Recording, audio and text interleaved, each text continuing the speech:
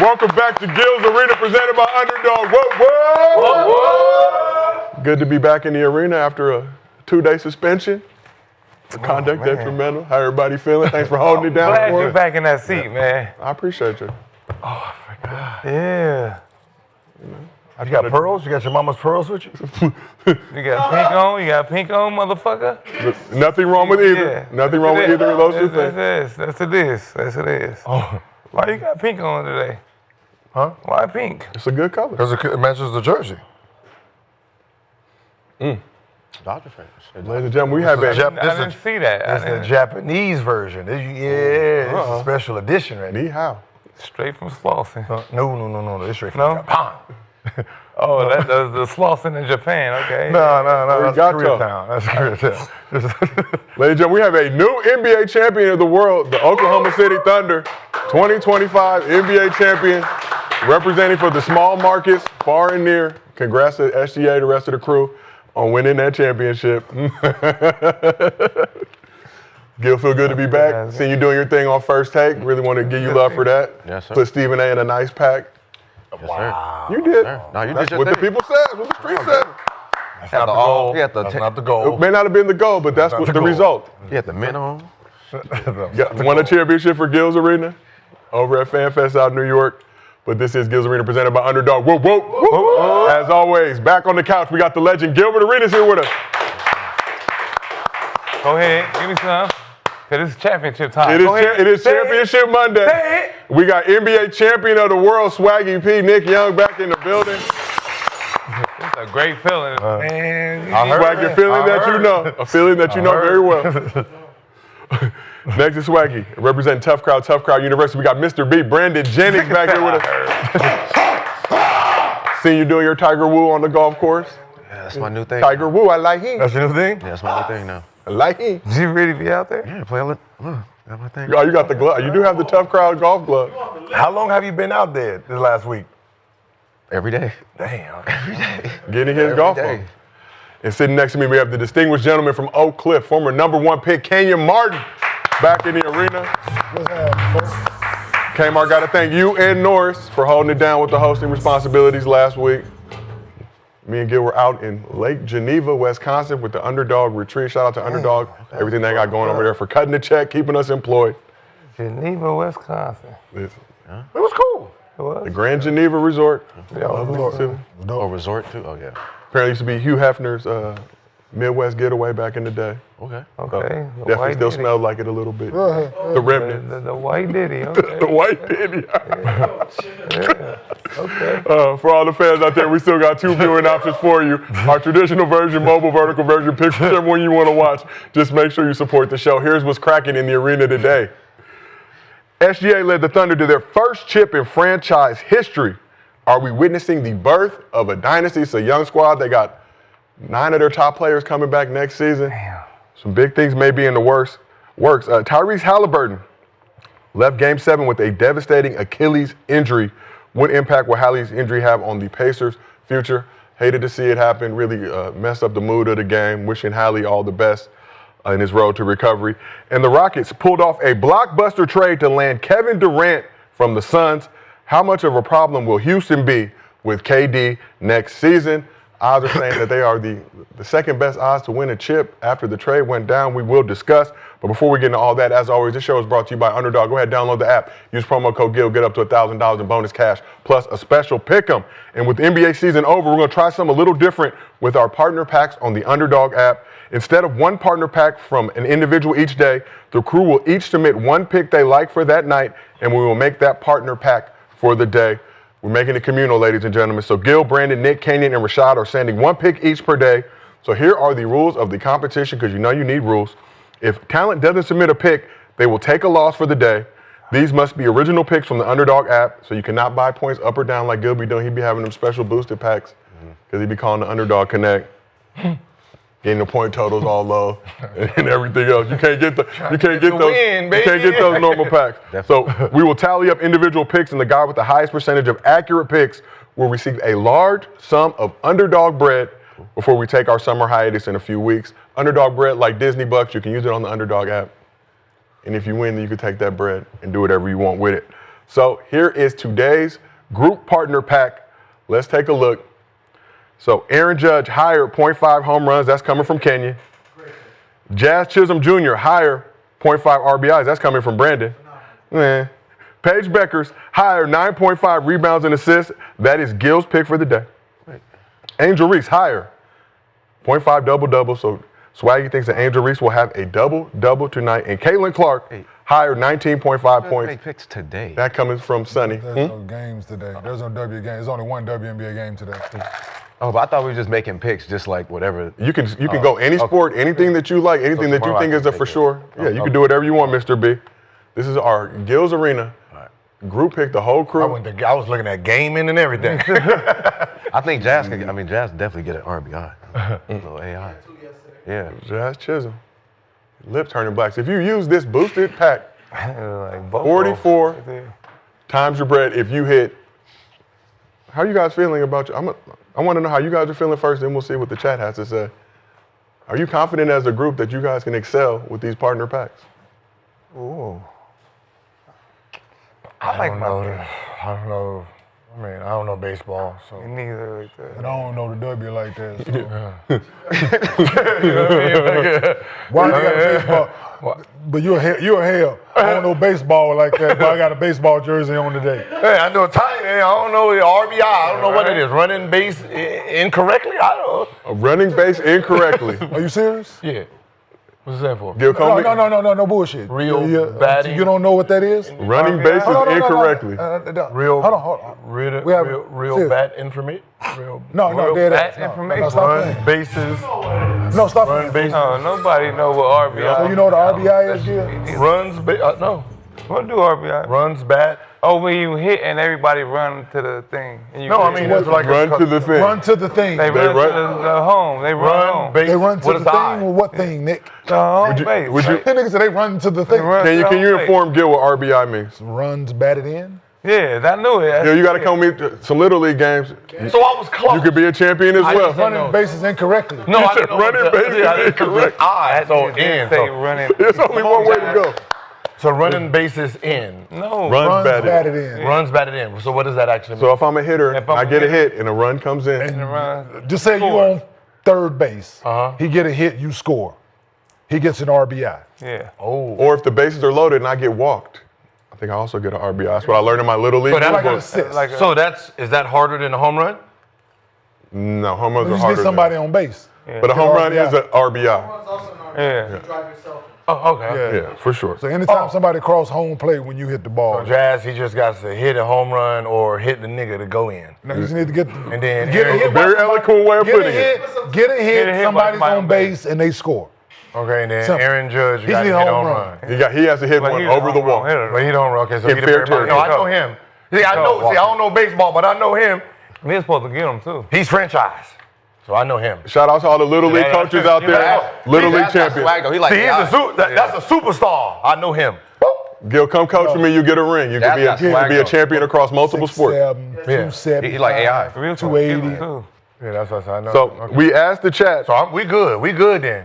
I was just stalling to hope that the chat numbers improve, but we asked the chat if they're riding or fading with the Gil's Arena group partner pack for this evening.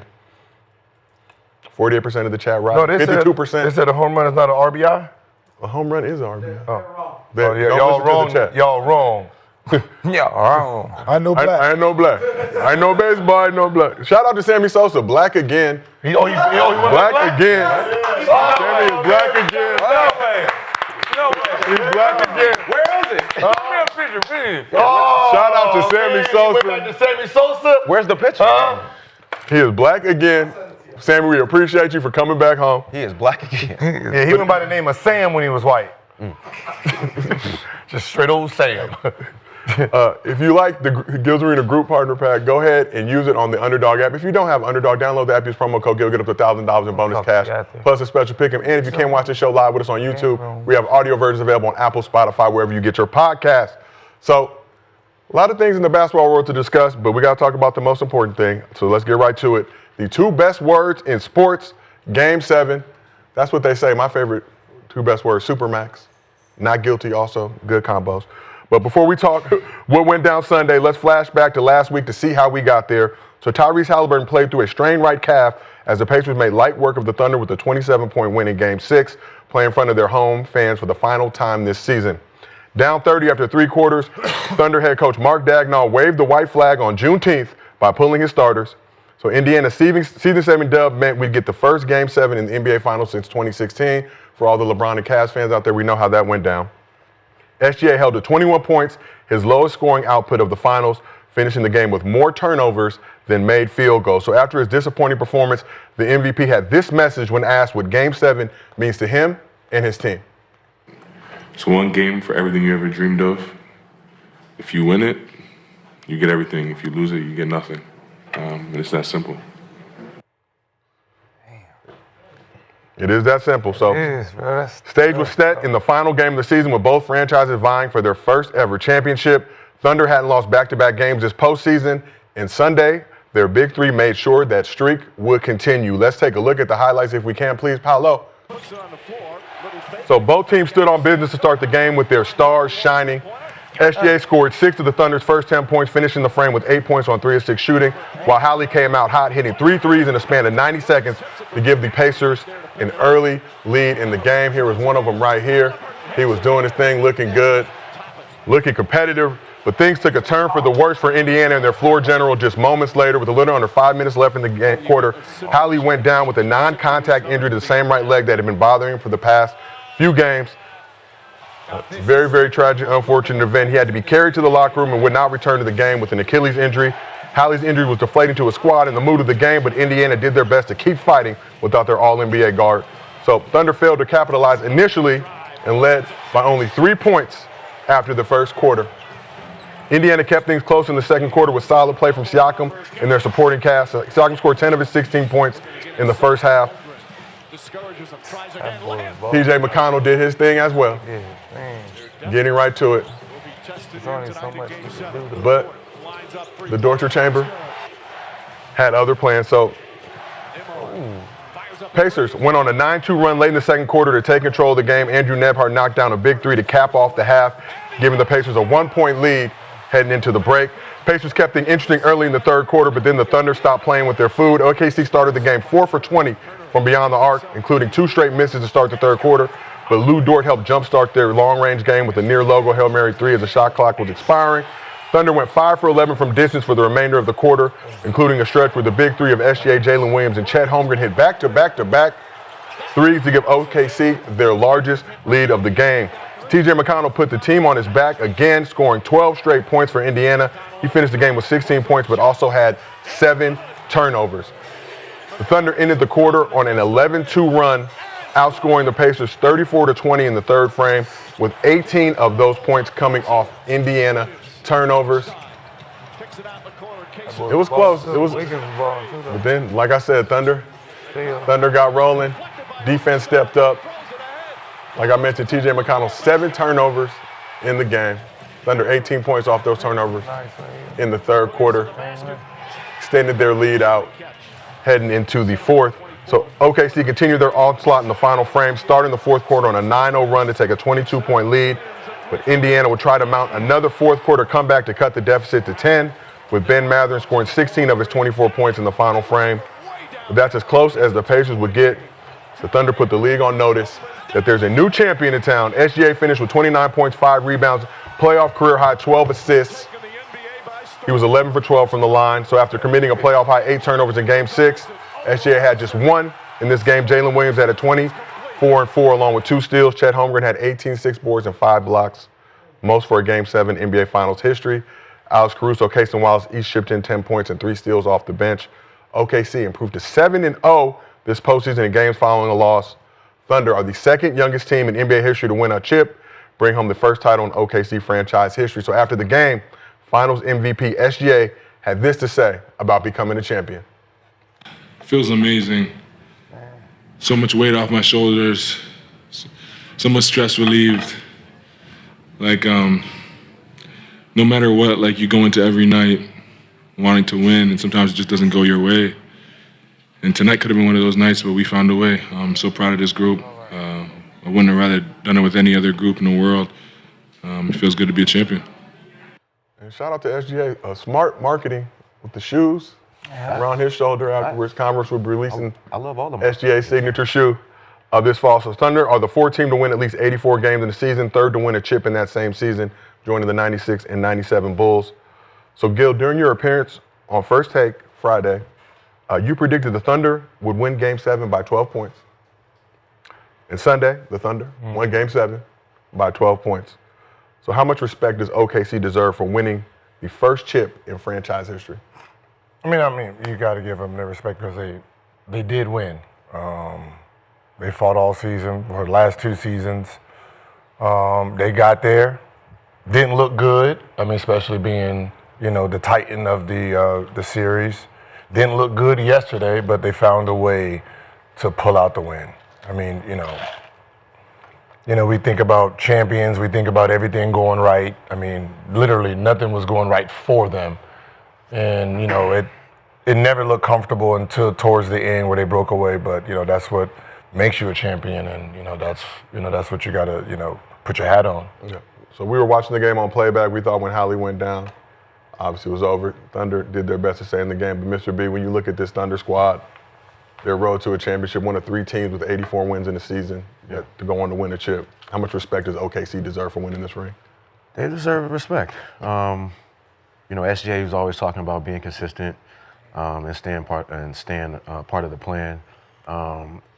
Like Gil said, they didn't play well though. They were playing into to the Pacers' strengths.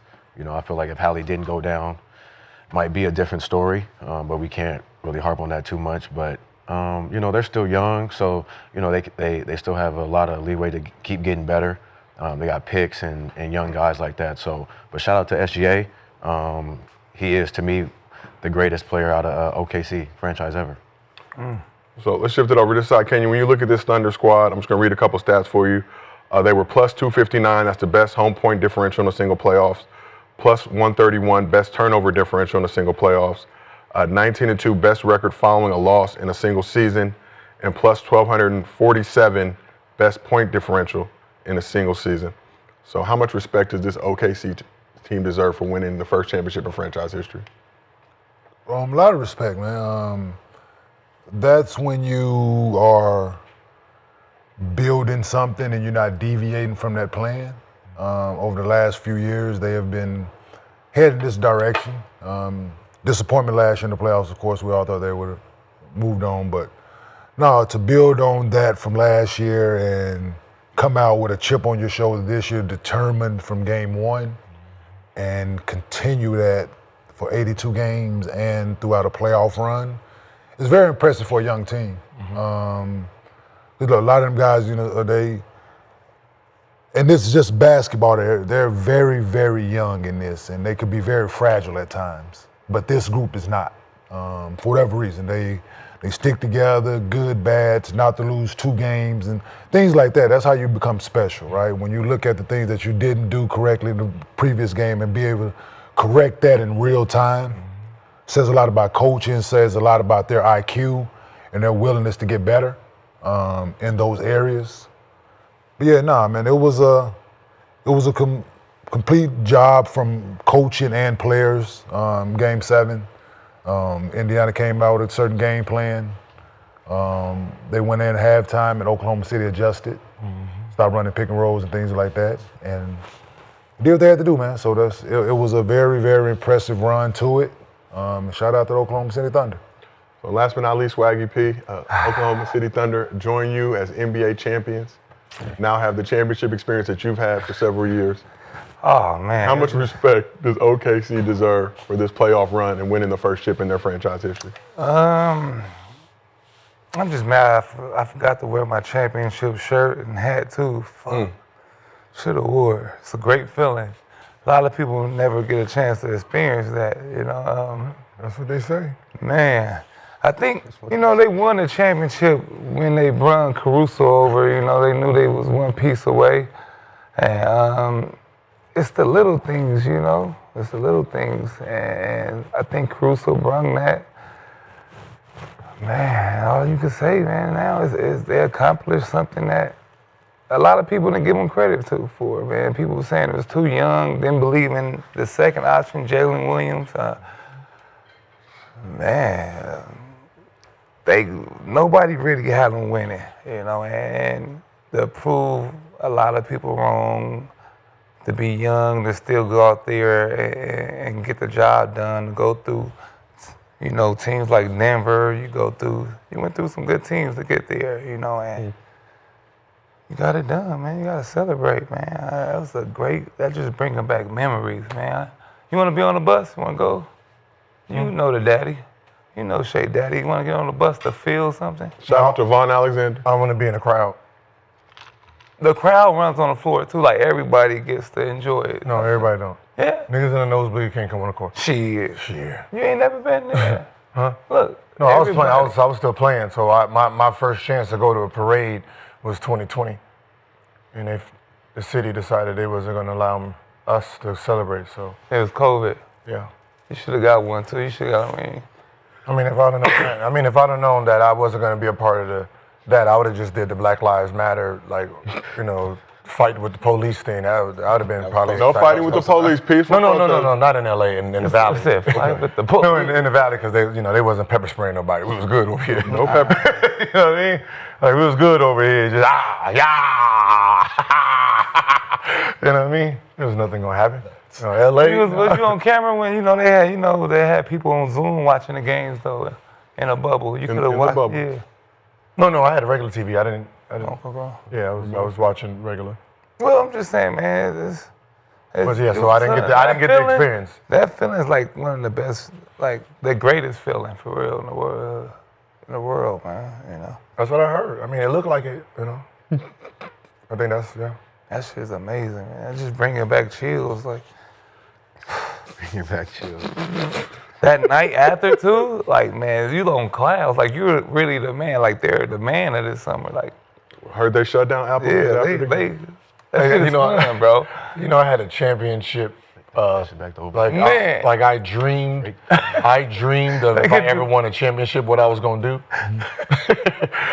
What did that dream involve? Whatever. Huh? What did that dream involve? As soon as we won, I was gonna leave. Just throw my jersey, put it in the center court, and leave. Just leave the arena and go, and then they can't find me.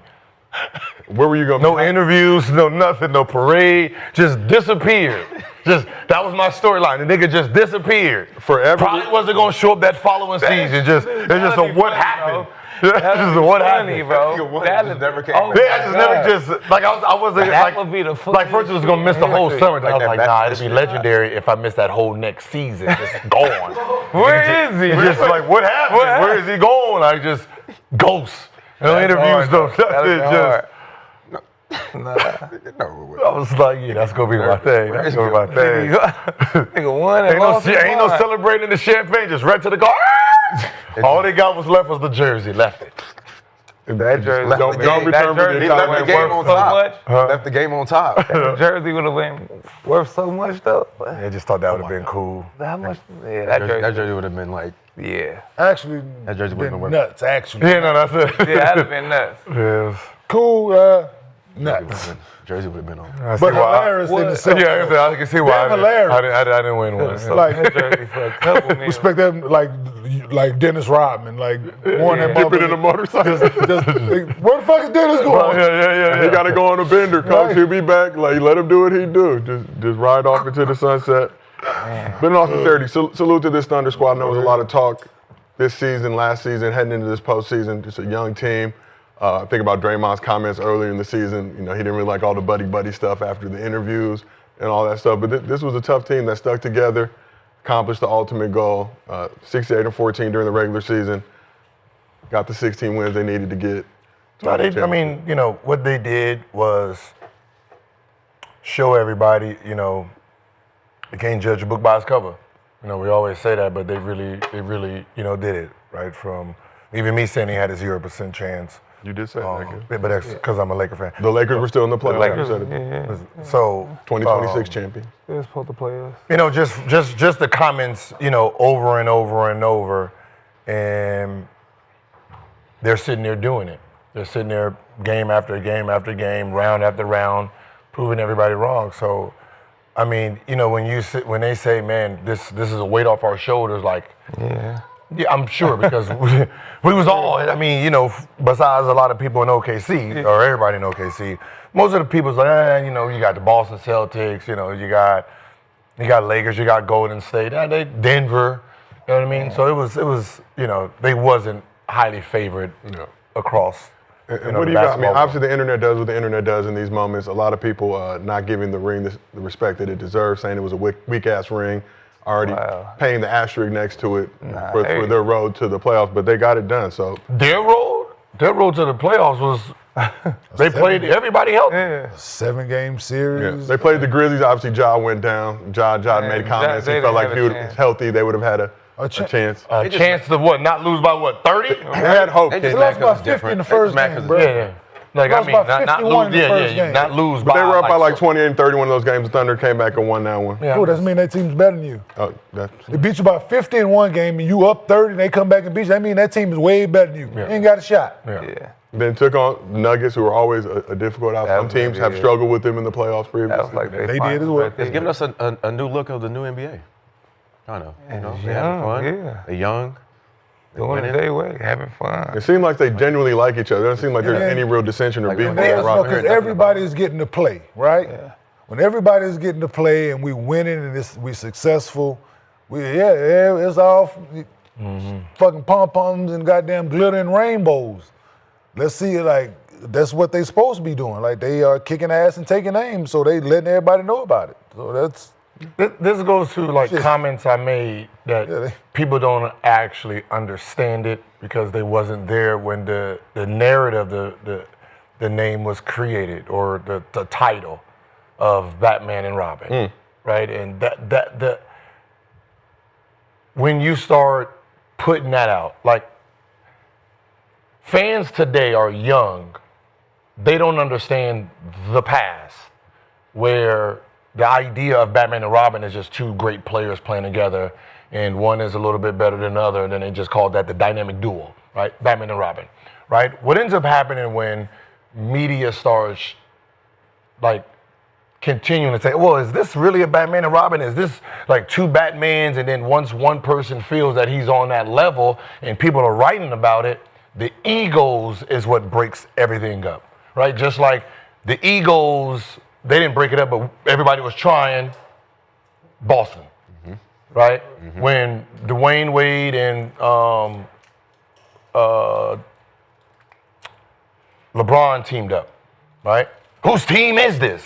Right? When you start doing shit like that, Kyrie and like when you start doing that, the ego itself as a hooper, competitor, you automatically start asking, hey, damn, man, I should get a little bit more of these touches. Right? You know, this is like, you know, you're doing, like Shea did something that a lot of champs didn't do. Right? The main guy gave the Robin his flowers on national TV. On the stage during the post-game celebration ceremony. In the past, they didn't do that, right? So when I make the statement and say no one gives a fuck about the number 2 rings, it's not my opinion. That's history. It's shown, right? Are y'all respecting Scottie Pippen for 6 rings like you doing Michael Jordan? No. Right? You're not. Are you respecting Clay with his 4 rings? Did you put him in the top 75? No. They did not. Right? I mean, there's, right? He's So, in the top 75. hell no, he's not in the top 75. Number 75 is Dame Leonard. True. Okay, so you don't respect the second option. So what ends up happening is last night you got the number 1 guy saying, no, this is my guy. He helped me in the past. As a second option, you seeing motherfuckers there celebrating, doing it. Like think about Kyrie. Hit the shot. Boom. He's hit the shot. And then everybody, LeBron. He's sitting there like, Yeah. And I remember Then an he interview wanna with leave. Doris That's after why the he wanna game. leave. Kyrie Yeah, turned it down to LeBron. And he was fuck hoping in that that. series. yeah, all right, man. Human I need- nature. Yeah, I need my own motherfucking can't team. fight human nature at that time, And my shoe. But that's what I'm saying. My shoe almost. Like you want to be acknowledged. Yeah, that's all it is. You want to be, and I Shea don't- did that. To your and point, Shea did. and Shea that. did that, On the right? base, Before the media can come in, starting next year, like who team is Jalen? they did Is that? Jalen the best? Like You don't think they did that back in the day? no. Same thing Kobe was mad about. But Like, I'm doing all this in a game, 6 in a game. Shaq said something about Kobe. Shaq said, yeah, the After the best. third championship. But Kobe thing was like, y'all, no matter what, y'all not gonna give me my respect if I don't win without Shaq. Yes, and that was the whole thing. That's But that what was his the thing, thing. because he wasn't getting the respect. Yeah, that's the thing because That's when it the was Tracy real. Brady- Like he had like in his mind, I have to win Yep. without this dude. You know what I'm saying? There's no question about it. For my legacy and for what I think I am to this game and with, I have to win without Shaq, right? Because that was the thing, man. Like it just, you guys, everybody in the league at the time, bro, and you will get a unanimous fucking 100% Shaquille O'Neal. Like, it just wasn't a question. And the Tracy rumors being better than him. Say it again. The Then Tracy Tracy was McGrady, back then. like, Tracy led Tracy the being- league in scoring, getting triple being better than him. quadruple team, but averaged 32. Like it was a thing. But that's what I'm saying. As the when you're the second option, like you're putting in the same amount of work, right? But you're not getting the same amount of love. And that's why I said, like when you're talking about history. And you're talking about, I seen someone throw a whole bunch of names, and I'm like, oh yeah, all them names you name, who talks about them? You think Scottie Pippen on the voters vote, the people who used to write for him and love on him, you think he feels good sitting at 32 when 31 has no rings? That's Allen Iverson. Number 29 has 0 ring. That's Chris Paul. Like, you think he feels good, like he's respected, sitting at 32, there's 2 people right next to him, no rings? And y'all saying rings matter? Come on, man. Hey, stop it. Swaggy as a champion, do You think rings that's how matter? Jalen Brown feel? Rings does matter. So, okay, so if rings matter, how can rings matter? Right. It's underappreciated. How does Right. Even though he still got it, it's still kind of like he won. right. He's gonna find. He still feel disrespect. Right. Yeah. like that's what I'm saying? If rings matter, then And he got And he got the heart. Yeah, that's what I'm saying. He got the hard work. Can you tell us why Scottie Pippen is 32 with 6 rings, 7 All-NBAs, 7 All-Stars, 10 defensive player, and Allen Iverson's at 31? Who put him 32? The media. The square. The media vote. The square people media. who vote for it. So if rings matter, because I can't remember, respect who that. writes I the can't- rings matter? When you put Kobe at not in the top 10, I don't respect that. But So again, that you're right. don't matter to me. So See, that's it. You can't do that. You can't, because I don't that's have. the problem. If you believe, so what they say The goes problem to is you. What they what say I'm goes saying to is you. the people We who need are something voting to go get after. paid. We need something to No, go what I'm off, saying is if the people I'm are not going voting. off of Kobe's not in the top 10. Okay, but if the people are voting, they get paid to do this job, and they got instead of hate. looking at it, And they got hate you too. automatically try to take away the conversation to And they got answer hate the question by saying, I don't respect it. They That got doesn't hate get too. to it. That doesn't They get to the got hate answer. too. I'm asking you They got hate to too. answer. How do you think a man with 6 rings sitting at 32, how do you think he feels if 31 and 29 has no rings? So when I say rings don't matter, I have examples. Because I can tell you this, what I did was this, how I came to the conclusion. I said, you know what, this don't make sense. There's something we're missing here. You know what, I'm taking away all rings. Fuck them. No. All rings are gone. No one has rings. Let me just go to these people's accolades. Let's see who they are. So I wrote down everybody's accolades. I'm not doing Wait, dude. Everybody's accolades. So I wrote down everybody's accolades, right? To see if this makes sense. If you go in this order, MVP first, give it the most points. Second, scoring titles. Third, first team All-NBA, because that's top 5. Defensive player of the year. Second team All-NBA. If you go like that across the board, you will get Jordan, LeBron, Kareem. That's how it would look. So when you say, why isn't Kobe in the top 10?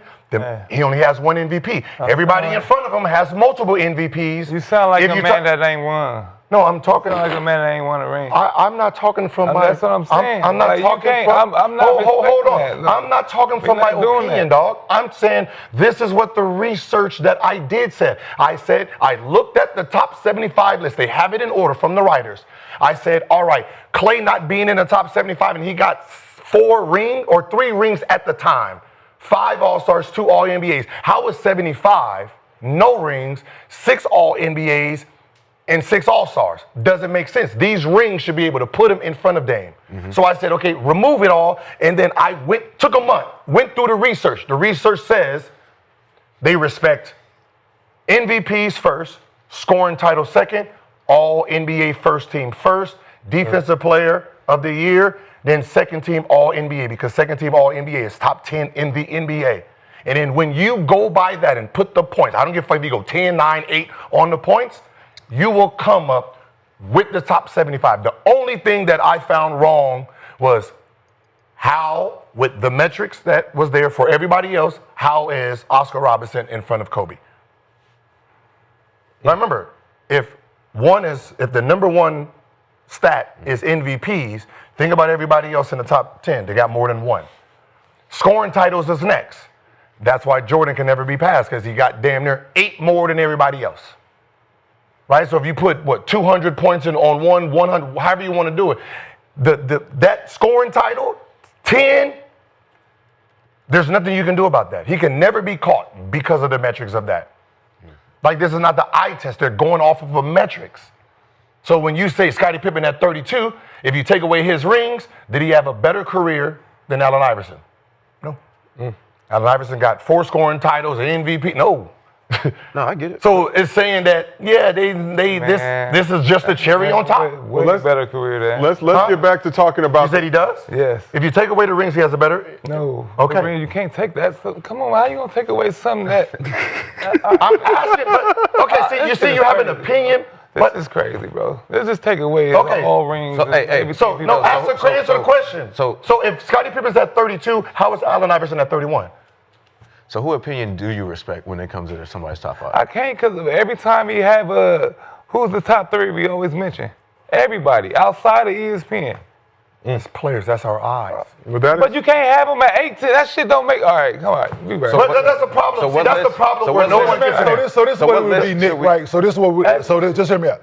So if the players that played in the NBA did a list, Kobe would not be at 10. Would not be at 10. But that's the thing. They're not asking the players. Well, some of the players contribute. Some of the players vote too. Some, but not the masses.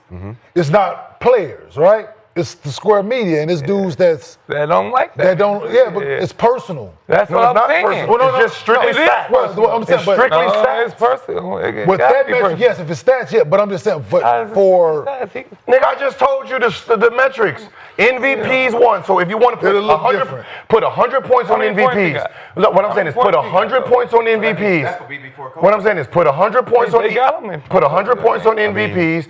Put 90 points on scoring titles. Put 80 points on first team. Put 70 points on defensive player of the year. Put 60 points on second team. And you start counting. Gilbert is in front of Kobe. Gilbert is in front of Kobe now. Swaggy. All right, I got to stop y'all. We got a lot of NBA finals. No, what I'm saying is how? Gilbert is top 10. How? Does he have MVPs? Does he have scoring titles? Like how does that? How does that? Defense player. He got everything. Defensive player. Defensive player is 60 points. So he got 60 points. What does that got to do with scoring titles? Scoring titles is 90 points each. That's 108. What are you talking about? I feel like we're going to talk about this all summer long. But what I'm saying is we shouldn't. Just do the math yourself. And then you can do the math. You can stop asking. It's all accolades. It's individual accolades, and they should be told and rings before. Don't count. They should have told us before. We don't play for the championship like no, we play for it. They tell us. This wasn't shit. Why we don't? See, this is why it's hard to have an educational conversation because you're using your emotions. No, you said rings don't count. So why are we playing for it? The data says rings don't count. Because if rings count, sir, we've been doing this? We just playing the play. What I'm saying is, this shit has been going on since Friday. Yo, 94. Did you read my message? 93. Do you see what I said? This has been going on in the group chat for literally 72 hours. Hold on, because no one wants to have a real. He wants to use his emotions. How much emotion? Then answer the question with a reasonable. Without you saying rings don't count. If rings don't count, rings count. Rings count. Rings let's count. Be realistic. Okay, so rings count. Then answer this. 1993, a man by the name of Michael Jordan has 3 rings. He was ranked the best player ever. He jumped Magic Johnson, who was #1 before that, in front of. So Magic has 5 rings. Kareem has 6 rings at this time. Bill Russell has 11 rings. Can you tell us with an educated answer? I'm gonna wait till McCann's come. An educated answer. How did Michael Jordan get crowned the best player ever with only 3 rings? Shit, I don't know. I'm gonna wait. I'm just asking the question, man. We gonna wait. If rings matter, how did the guy who has the least Rings don't matter. become #1? Rings don't matter. I'm just asking a question. This has nothing to do with your personal. I don't give a fuck about the personal. I'm just asking. I'm looking at the data and saying, hey, he has 3 rings. So you just play. How is he in front of a guy who has 5, 6, and 11? I can't tell you. We just play. Oh, you can't? Yeah. I just want to know what list we gonna go. I know you can't. I know you can't. I know you can't tell. We'll talk list. We will talk list. I get the feeling. Y'all know I'm playing. I can see the future. We will talk this well into the summer, into next season. But we shouldn't. We shouldn't. But let's talk right now about the Oklahoma City Thunder. And more specifically, their finals MVP, SGA. But before we do, we'd like to thank Cash App for sponsoring today's podcast. Download the Cash App today and use promo code Arenas to let them know we sent you. Making money moves should be easy, and that's why there's Cash App. It's fast, safe, and honestly just way more personalized than other apps out there. No extra hoops to jump through, no extra stress. All of the tools are right there to help you cash in. Plus, sending money with Cash App actually feels safe. They look out for you. If something seems sketchy or they see you might be sending money to a potential scammer, they'll warn you and make you think twice before you hit send. It's like having a personal bodyguard for your cash. You can even spice up your payments with custom text, stamps, and backgrounds. For a limited time only, new Cash App users can use our exclusive code to earn some additional cash. For real, there's no catch. Just download Cash App and sign up. Use our exclusive referral code Arenas in your profile. Send $5 to a friend within 14 days, and you'll get $10 dropped right into your account. Terms apply. That's money. That's Cash App. So SGA became the first player in league history to win a scoring title, MVP, Western Conference Finals MVP, and Finals MVP in the same season, and 4th to win a scoring title, MVP, and Finals MVP in the same season, joining Kareem, MJ, who did it 4 times in his career, and Shaq. SGA also became just the 2nd player in league history with 650-plus points, 100-plus rebounds, 150-plus assists in a single postseason, joining LeBron, who did it in 2018. So what statement did SGA make this season? That he's better than Kobe and everybody. That he's better than Kobe and everybody. Yeah. That did everything. Rings don't matter. Shit. Okay, he just did everything. He moved in the top 3. I mean, a statement that he made to me. Thank you, Mr. B. He's still in his feelings. Can you go? The statement that he made to me is that, he didn't get MVP last year. So I think Kenyon said it like he came back with a chip on his shoulder, leading a young team, the youngest team in the NBA, being able to sweep through the whole league. To me, that's just showing that, you're the best player in the NBA. OKC's never won a championship. To be the first one to bring a championship to the franchise just says to me that you're the best player ever out of OKC as a player. So yeah, I just got a lot of high praise from him. He did what he's supposed to do. He's averaging 30 the last 3 years. Why he's the best player out of OKC? Well, to me, because there's nobody that's had a year. I mean, well, with the Western Conference, MVP. He's the first player to ever do something like that. So for me, he's just to win everything. Yeah, and win it all too. That's why he's the best player. During the whole MVP discussion, obviously SGA, Jokic, top 2 finalists. We talked about the difference between being the most valuable player in the league and the best player in the league. Has what SGA's done this season, this postseason, solidified him as the best player in the league right now? Who you asking me? In my opinion, no. Okay. But this year he was, but not like my personal opinion, no. You still rocking with Jokic?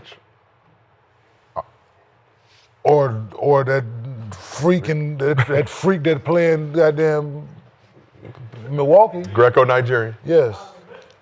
Shut up. Donovan Mitchell has not done enough to be in this conversation. Shut up. Who? Shit, he might have a chance next year.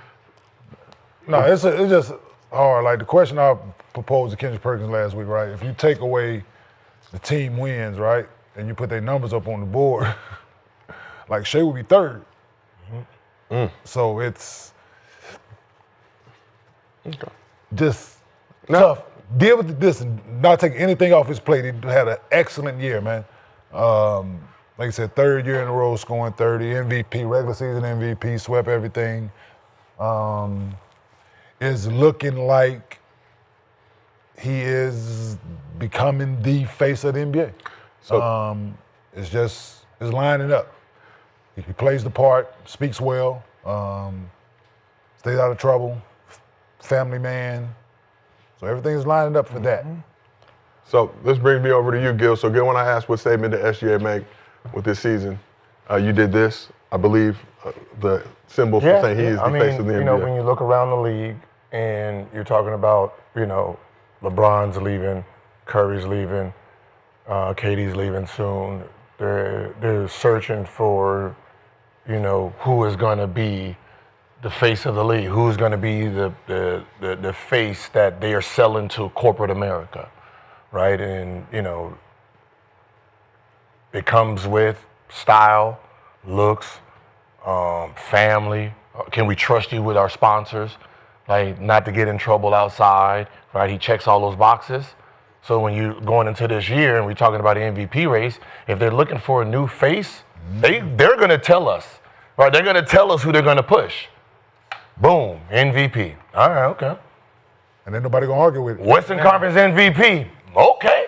Now, if this is going to be the face of the NBA, Scoring title. if this is about to be the face of the NBA, they're going to win the championship, right? When we talked about Tatum as the face, what we was missing was the NBA backing, right?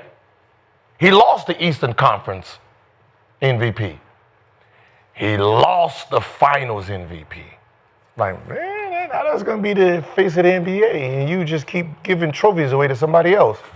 And then, during the biggest time of America, you're benching him. You're pointing that he's like, you're defacing this man in the public, in the America. And it's supposed to be the face of the NBA? Yeah. They did deface him in the face of Right, you know what I mean? He was on the team. Yeah, you come, but that's what I'm saying. Like, you don't get in trouble and all that, but this is not how you're supposed to be promoting the face. a DMP for. And that's what I'm saying. So all the signs said, like we're talking about, yeah, he's a face, but it's like the NBA is like, yeah, nah, not right now. Wasn't messing with him. So yeah, so it looks like everything was tracking, and he's tracking right. So moving into next season, you know, they got something to push and say, oh, this is the future. Yeah, Man. Yeah. like even with Hallie, when you look at Hallie himself, he's pushable. He's married. He don't get in trouble,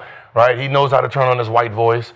He knows how to be funny. He can speak. Like, you know what I mean? So, you know, he was the guy that they were looking at like, you know what, that dude in Indiana, we can go, let's go ahead. Yeah, let's go ahead and like kind of put him in the mix. Let's see what happens with him. They said his daddy could come back to the game. Yeah, you know. Got him back court. President, man. And right now it's like Holly it's seems like it's Shea for all the images. It's like Shea, and then you have like Wemby. He is the clean AI, for sure. Yeah, it's like you got the Wemby still there, like American. And he winning. Yeah. Right now, you looking at what? Cooper Flag coming in? And he's the ultimate team player right now. It seems like, look, SGA checks all the boxes, gets buckets, obviously led his team to a championship, but there's such a narrative out there with people being mad at his ability to draw fouls, get to the And who foul. does that? Who did that narrative? The game. Who cares, man? That's But that's what I'm saying. But that's the problem with. I enjoy it. But that's the Get problem. buckets, sir. That's the problem with where media has dictated to all of us false narratives. Right? When we did start this game, it was we want to do everything to try to win a championship. That's what we were sold. And you're telling the American public what we are, when we are, depending on if you like us or not. And that's became the problem. Right? They're selling something to like, so when you say, hey, do you like SGA? If you say no, the only thing you're saying no is to what? He's foul bait or and that's a narrative that they threw in there. That's not a real thing. How do you call somebody a foul baiter or a foul merchant and any of these other negative terms when the refs call the fouls? Because that's So his ability to draw fouls is a because that's is what it negative? because that's what they wanted to put up there. Even though if you rank him amongst his peers, the Michael Jordans, the Kobe's, and all that, he is the lowest one. He's the last one. He He just got a high IQ. You can't find nothing else wrong with him, so you nitpick. Yep, You take all his free throws away, he still lead the league in James scoring. Jackson, If you take everybody else's free throws away too, he leads, but they're not going to doesn't push matter. that narrative. This is the narrative they want to push. They hated what James did. So when you say you hate him, you're hating him because this is the narrative that was pushed on him. And that's the, that's the bad part. It's like we're going off of somebody else's pen. You think they gonna change make some calls? Like when James was doing it, they changed the whole call that he can't get that three ball. They did that, but SGA still has found the ability to draw They fouls and get changed to it the with line. KD too. When KD used to do that little, You got enough teams complaining. the about rip it. through. You got enough teams complaining about it. Then you would. Then that's one. But what you complain about? Yeah, he Tell your guys go watch the way Nembhard guarded him. Bet as he could. Keep your fucking hands off of him. And when he did, he got called for a foul. When he got in there and hooked, he got called for a fucking foul. Like, keep your hands off of him. Like, it's simple, man. Like, learn how to play defense without putting your hands on him. And it's an good art, luck. man. The best good luck. scorers in history had it. Michael Jordan knew how to do it. Kobe knew how to do it. Allen Iverson. I mean, if you go through history, man, scores are scores. They are figuring out how to get fouled and score. Do that make you the face though when people don't have nothing to complain about? Like complaining about somebody like Jason Tatum is like it's something it's something they say it's something. You always had something in the media, but what is there to hate out on Jason Tatum even? Nothing. I'm saying, Nothing. That's what confuses me. Other than playing for the trying to Celtics. say he hadn't won a championship. No. What I'm saying is, like, you got to remember, you have to be liked. No, but you only like because of what? What people like if you told people if you didn't read no newspaper and you just watched the game for yourself, your opinion of what you're watching is very different from me saying it. If we just like what is his name down in Towns? Watch the games on mute. If we Towns, right, and we say, well, what do they call him? Suspect. What is the name? Zesty. Zesty is a term that they throw Zesty, out. like if you're watching the game by yourself, you're not thinking about no zesty nothing. But if I keep pointing it out, and then every time you watch it, you start looking for shit, then it becomes the narrative. Right? Oh, Zesty Town. So now every time he pass the ball and do something, you start looking for it. Have there ever been a non-athletic face though of the league? Somebody that Allen Iverson, Curry, Magic, Curry. Wait, Allen Iverson wasn't athletic? Wait, you said dunking on people like something excitement like. Hitting middies isn't exciting. Different league. Yeah, Curry. Step backs aren't exciting. It's a different league that's than we're different. playing in. He don't do this stuff. Steph shooting threes. And I'm saying, Magic. It's a different league, man. Magic. I think SGA just got everything. Like, But that's what I'm saying. But is it something that brings the crowd? Like, oh my God, what is that? Not yet. No, not yet. Winning, right? I Winning just now. think he's more safe. It ain't gonna be nothing. Not yet. I just think he's more safe. He's missing like he's That's what right now. he's missing He's to just right now. He's What just- he has over everybody, he's safe. Like one thing he can do that can put him in a different category.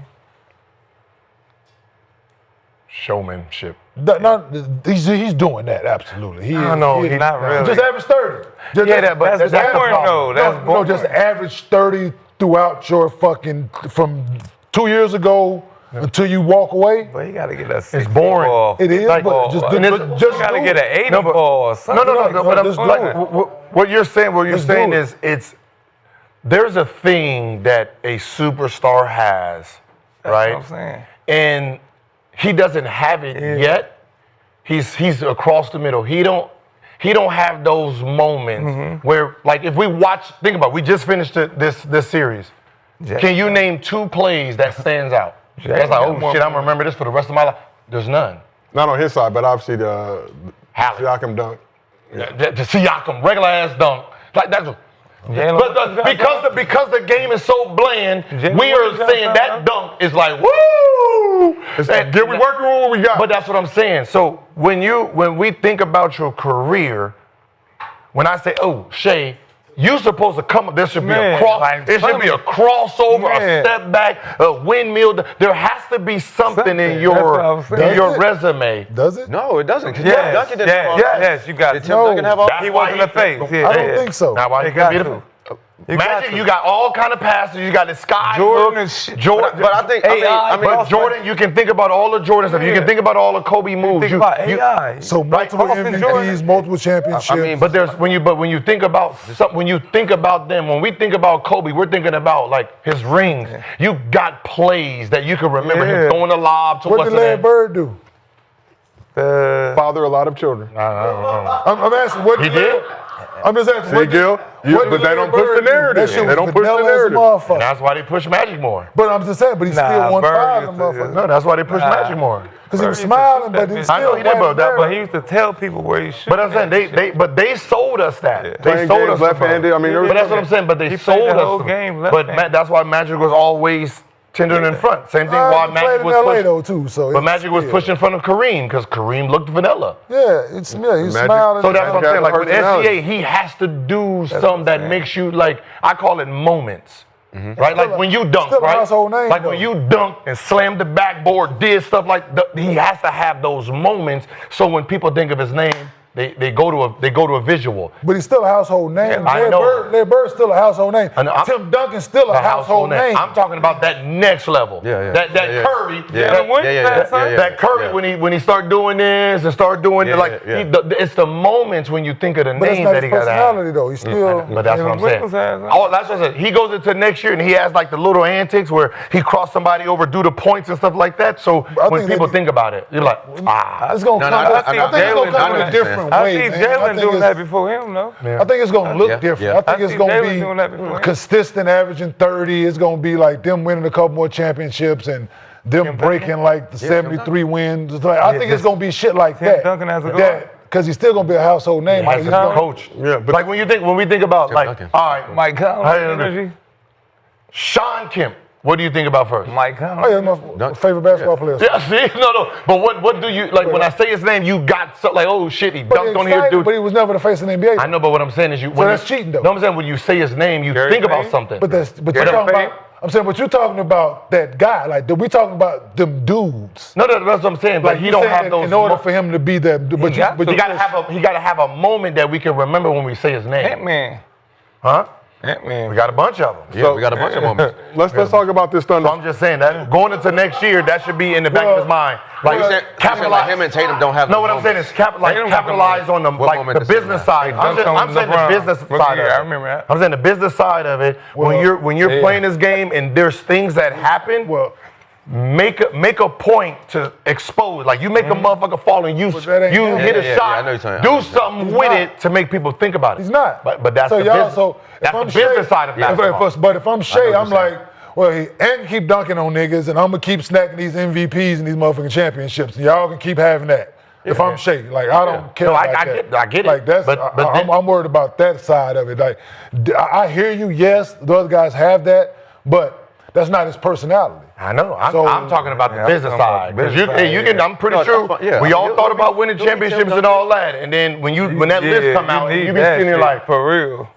just like when you average You wanna 20 be and a he household averaged 20, name, yeah, it's and different. he signed 200 million, and you sitting there with 85, and you're Right. like, yo, we signed It's the same different. thing. He's bringing something different. I No, dig that's that. all I mean, yeah, I get both sides. I mean, but like you said, this ain't his. That ain't probably ain't his personality. And it's a But I mean, different there's NBA. people that's been successful going the way he's going, too. So And he's not. And the thing is, we don't know what they doing in Canada for him. Like it's just it's a different animal. That's You know a what I'm whole other saying? country. No, it's a whole different animal at that point. You know I mean, what I'm saying? listen, I'm just tell you right now, man. Listen, Canada, y'all back. Y'all back, cause y'all. Listen, I'm gonna tell you for like the last 8-9 months, boy, y'all been taking L's after L's after L's. He brought Canada The back. Canada's back. They Y'all back. can go outside again. I mean, Kendrick gone. Y'all can come outside. Y'all got somebody who swept everything. We're putting maple take syrup Kawhi back on our back. pancakes. Yeah, you can go back there. You can bump Drake again out loud. Right? it's on. Be up his own. Yeah. Oh, now. He take Kawhi's spot? Huh? He took Kawhi's spot in Canada? Oh, yeah. No.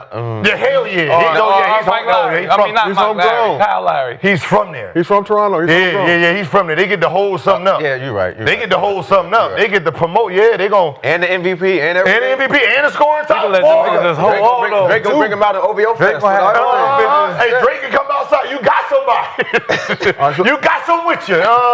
let's talk about this Thunder squad a little bit. Thunder are the second youngest team in the shot clock era to win a chip. Showed their youth during the post-game celebration. Let's take a look. They won this one, so that gained team- like 2 or 3 team was more having a little years bit of trouble experience and confidence. opening up these bottles. Has nowhere reached his peak. Not even close. He's not even close. So you think about him in the next 2 or 3 years. Team struggled a little It bit is to pop scary these how bottles. good this team can be, sad. and you're led by your guy. That's good. Struggling. Because you Hey, dog. how you I'm do the best that? player, and I Very defend. struggle mode. All of them And I open already. Very struggle mode. But once again, Alex Caruso brought his championship experience to the squad. They had to ask AC for help. The Caruso God. Look at him. Y'all hit it on the table. Nah, Yeah, bruh. just no clue whatsoever. A lot of them don't drink. Jalen Williams admitted it was his first time Look at taking a sip of alcohol. But Caruso came through in the clutch yet again, showed the team the proper way to pop a bottle and spray it in the locker room. That's funny. Bringing his championship experience, very crucial and vital. So be proud this playoff. That's funny. I know, that just speaks so much value. Man. Like, I mean, How we good went to they the are. club and found out how to bust them bottles. How right? good they It's- were. The fact that they don't even know how to open it, They just went like, home and practice like shit. We might win this bitch. Shit. Let me go ahead and let practice. me go see shit. This shit. Yeah, let me. They locked in. Yeah, Them boys was locked in. Martinelli's, do it with the Martinelli's. like that. Like, damn. Babies. Y'all ain't even. That means y'all ain't alcoholics. Y'all ain't going to the club. Y'all ain't bottle popping wars. Y'all drinking Coronas and water. It's OKC. Come on. I know, but it's They're just, drinking on, man. straight lemonade. not one. Not one alcoholic on the team. It's No alcohol. No, but I'm saying, OKC. it's not one. We went to, remember that strip club in OKC? Yeah, but I'm saying it's not one of y'all went to the club and said your bottle's on Chick me. can't have one leg, bro. At the OKC A strip chick club. had one leg at that strip club, remember? I know that's It's OKC. So we asked the chat, will Remember SGA, that shit? She was just swinging that nub. just the nub just She swinging. was like, come here, nigga. we asked the chat, will SGA be the next face of the league? It was a 50-50 split, but let's get this thing moving on the Thunder. No, Remember that because that's real. That's real, bro. And sometimes Yeah, like, when you sit there and think, and you Mark just be like, I like, damn. like, how bad is the Right? strip club? If that Nothing wrong with being One leg with a nub. disabled. no, there's nothing wrong with it. Just at the strip club, you just be sitting there like, She's probably the highest paid in there, motherfucker too. man. because we feel sorry. One, we feel sorry No, for. they're complete. You know, there's some wicked people out here in the world, dog. Yo, there's some. Yeah, little girl, that there's girl, some man. wicked admit thinking that. people I in the think world. Deshaun Yo, it was was a little person walked in the mall. It's this person in Denver, the one in Denver. It was a Which one one? person. It was a little person walked in. It was- in Denver. I remember that. I'm about to right? say. And I listen. I told her straight. She came out. I said, "Listen, I ain't stable enough. Yeah. Hey, They be I am thick, too boy. mentally unstable for you to come over and start dancing because this will be your last day. 'Cause I might hurt your feelings." Yeah, got to hurt your feeling. Yeah, you got to watch out. Some of them just Can we appreciate your Your honesty? little ass somebody here. Get your little ass. Get your little ass. Hey, little itty bitty. Get off me, little itty bitty. But anyway, let's talk about the Thunder. So, at 24 years old, Jalen Williams stepped up in the final, show why he's the best second option in the league. He averaged 24 points, 5 rebounds, 4 assists for the series. So after admittedly taking the first drink of his life, Williams joined Scott Van Pelt on the SportsCenter set and showed he's wise beyond his years. When SVP asked what's one thing he'll take satisfaction in from this championship run, J-Dub offered this response. Nothing's more precious than time, I think. And I think when That's so true, man. just giving the team my time and them giving me theirs, we've had team dinners after we've lost. We've had plane don't take off till 4 a.m. and we sit on the runway. Like all those like cool times where we were present with each other and like had fun, played Blu-ray on the plane, Uno, listen to music together, like all that stuff. I'm happy that I did that with this team. I think that's why we were so good. Like all the off the court stuff is stuff that I'll remember. And when it comes to like time, it's like, yeah, just spending extra hours with each other. Like me and Chet used to like go in the hotel and like watch film on like our pick and rolls when he was coming back. Like that's the stuff I remember from this run more than like, I can't even remember what happened our last series. So it's like, those are always moments that stick out to me. So playing Blu-ray and Uno on the team, playing both two phenomenal card games for those. So heading into the playoffs, Tell they kids. Uno? so, Are they gambling? Are they betting in Uno is what I want to know. Damn. That's what I want to know. So heading into the playoffs, Thunder's inexperience was heavily discussed, with many thinking it would be the reason they wouldn't win a title, but OKC proved their critics wrong. So Thunder have their top 9 scorers all under contract next season, 13 first-round picks over the next 7 drafts. Oh, my God. But this is the 7th straight season a different team has won the chip, the longest streak in NBA history. When you look at this Thunder squad, are we witnessing the birth of a dynasty? How many is that? Dynasty is what, 2 wins or more? 3. 3? Right? 3 3 wins? is dynasties, right? Yeah, 3 in a window, 5-6 seasons with In what? 5 to 6 seasons. Trending up. They're trending up, but history is not on their side. Not at all, but trending up. You know, the only dynasty from a small market team was San Antonio, See, I mean, right? So, Yeah, I was on playback too, Gil. I was on playback too last night. yeah, but if they're using, first round yeah, if you're using your first round, that means you're going backwards just a little bit. But you can trade them shit. You didn't see that. The problem with the dynasty for a small market team is you're handicapped by pay, right? And when we're talking about the reason that not a lot of small market teams has been dynasties is because if you're winning, people got to get paid. Now, when you think about Spurs, they wasn't paid. And that's what people don't realize. Ginobili wasn't paid like a Hall of Famer. Tony Parker wasn't paid like a Hall of Famer. Right? When he got paid, he had 2 championships. He signed for $60 million.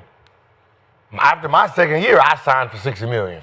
So you know what I mean? He got 2. Parker. No. But what I'm saying is, if he's signing, what I'm saying is, if I signed for $63 million after my second year, and his contract is up, and he got two rings, if he signs for the 100 that he's supposed to, you know what I mean? They can't build the way. So you gotta get some bad contracts from these players. So all 3 of these players is going to be up with the next year or next following year. So, I mean, you're going to have to convince them to take some real bad pay cuts for you to keep it as a dynasty. But can't you like the Spurs wasn't overpaid; they was underpaid. But can't you do something with the contracts, get it all up front and the back end? Well, the good thing about them, man, they can keep their core. Yeah, I'm about to say. But they got draft capital, man. So they can. That's the thing. A lot of them dudes still in their rookie deals now, so they got them for the next 2 years. They can let them and just keep. But that's what I'm saying. To create a dynasty, you got them for 2 years where they are, but that money kick in. So if you sign him for $360 something, the other for $2 something, the other one for $2 something. As long as you keep one more, man. Long as you keep your Steph, your Clay, your Draymond, man. But they got to be paid. One got to get screwed. Well, somebody gonna take a team if they winning, right? I truly believe this. If them guys are winning and how they are, as them, Oklahoma City, they will do team-friendly stuff in order to keep this together and to keep winning. Just my opinion. I could be 100% wrong. It feels that way. It feels that way right now because they how they are right now. It could change. We will find out. But I think if they come back next year, right, and are dominant again the way they were this year and run it back, I 100% would believe that when it's time, them dudes. No, the time is this summer. I'm gonna say yes. The time is this summer. I think that all 3 of them. I still think all 3 of them can get paid this summer. But they not. All 3. Nah. But they won't though. So SGA can get that Supermax bread. But they got to get better because I feel like even no. What I'm saying is they all whatever happens for the future is going to happen this summer. They understand the landscape. We're talking about the last teams. The other teams got to get better. As long as he's taking care of the rest of shape. But he will so this is the thing. The key word in that. He's eligible for the Supermax, right? We all know he's eligible for the Supermax. In order to keep winning, which I think he wants to do, he understands that he needs them dudes. Yeah, for sure. So going into that negotiation, that is a thought of his as well. So whatever the number is, and they can pitch it to him or not pitch it to him, he's aware of that. And going into it, be like, okay, this is mine. So it's a thing, right? What do we need in order to make this last? What do we need, right? And it's this number. And if he's comfortable with it, great. And if he's not, then the negotiation starts and you go from there. But just from what I see from them dudes, man, they want to win and they like one another. Man. So Everybody wants this. Everybody wants this. until you don't, huh? This is the start of a dynasty, I think. Dynasty. Bro, they're beatable though. No, I don't care about the beatable part. Dynasty I'm saying out of the last Dynasty seven- starts with contracts first. But they won 73 games, they win the championship. It starts with when you talk about the Bulls dynasty. You remember the Bulls dynasty. How are they getting paid? They wasn't. But you're talking about guys on the younger side, right? So you got Jalen Williams, Chet still on rookie deal. So their max are going to be lower compared to the guys who are stars that were more veteran. What I'm saying, they're gonna. What is the rookie max? Yeah, because Jalen is 200. Yeah, because Jalen is third team All NBA. Chet is. Yeah, so they're all like you. So you got one guy who's 200. You got one guy who's 300. Right. So that's between two guys. They're sitting at $500 million. They'll knock that off in order to keep it where they need to be. Shea won't take the. But it starts like what? But just as players, if the head snake, if the head guy who's getting 3 something, right, and he's talking about we got to take pay cuts, right? We all right, cool. He has to show us first. Yeah, and he will. Right? So if he's at 360 and he signs for 345, we sitting here like, he ain't really doing nothing for us. If he does a Brunson, 260. If he does a Brunson, we still are sitting here like, yeah. Like he has to show example first that he wants us for us to say, all right, cool. The market Other than that, where they play is where they because you're gonna make you the star. You're gonna make your money, my nigga. You know what I mean? He got we know MVP, you are the MVP. Shoes, all that shit. You good, my dog. Like you got your own shoe. Can he take a short term? That's the thing. You got your own shoe. I'm wearing James Harden. Yes, absolutely. And more to come. I got PEs, bro. They're custom though. No, what I'm saying is I got another nigga shoes on. Absolutely. Right, so you really gotta be the catalyst to it. And I think they understand that. Like I really just watching them dudes, man, and just right after for him to include Jay. Yeah, I like how he did. To include him in that part of it. Like you gotta start digging deep into what their dynamic is within that locker room. Yep. So we asked the chat, is OKC on their way to becoming a dynasty? 54% of the chat says no. Chat, you're accurate because we know who's winning 2026. So that now, maybe 2027, 2028. No, I'm just not. And down the road. Like they're but let's it's there. What I'm saying is, all right, listen, with the team that they have, good luck, and how it's set up, it's only theirs to fuck up. Good luck. Like, just like they had before with KD. It's only yours to fuck up. Right now, you have it. Now you got to play real chess. Like, I don't know what buildings and land you have out there that you can start doing what Mickey was doing to, hey, I got some boats, I got some apartments, I got some condos. I know I can't pay you right now, right? When we talk about Haslam, there's a reason Haslam was on the team for goddamn 35 years. They was paying him back for the sacrifice he did before. Yeah. So you might have to got restaurants and all kind of shit down there. But you have to be a man. You have to be a man of your word, though. So if you tell a motherfucker to take $100 million pay cut, I'm gonna pay you on the back end. You better pay him on the back end. For sure. Don't tell him to take a pay cut of $100 million so you can keep his team, and then when it's done, you sell that motherfucker in 2 years. Yeah, and you ain't doing nothing for him. Like that was old ownership. Like you gotta ain't got nothing to do with me. Like one thing Miami did. Mickey took care of the people who sacrificed for them championships when LeBron and them came there. So you got to do. If these players do their part, you better do yours. All right, well, let's shift over to the Pacers side of things. So Pacers title hopes were deflated early in this game with the loss of Hallie. In the future, their franchise is now in question with their All-NBA guard likely to miss extended time with his Achilles injury.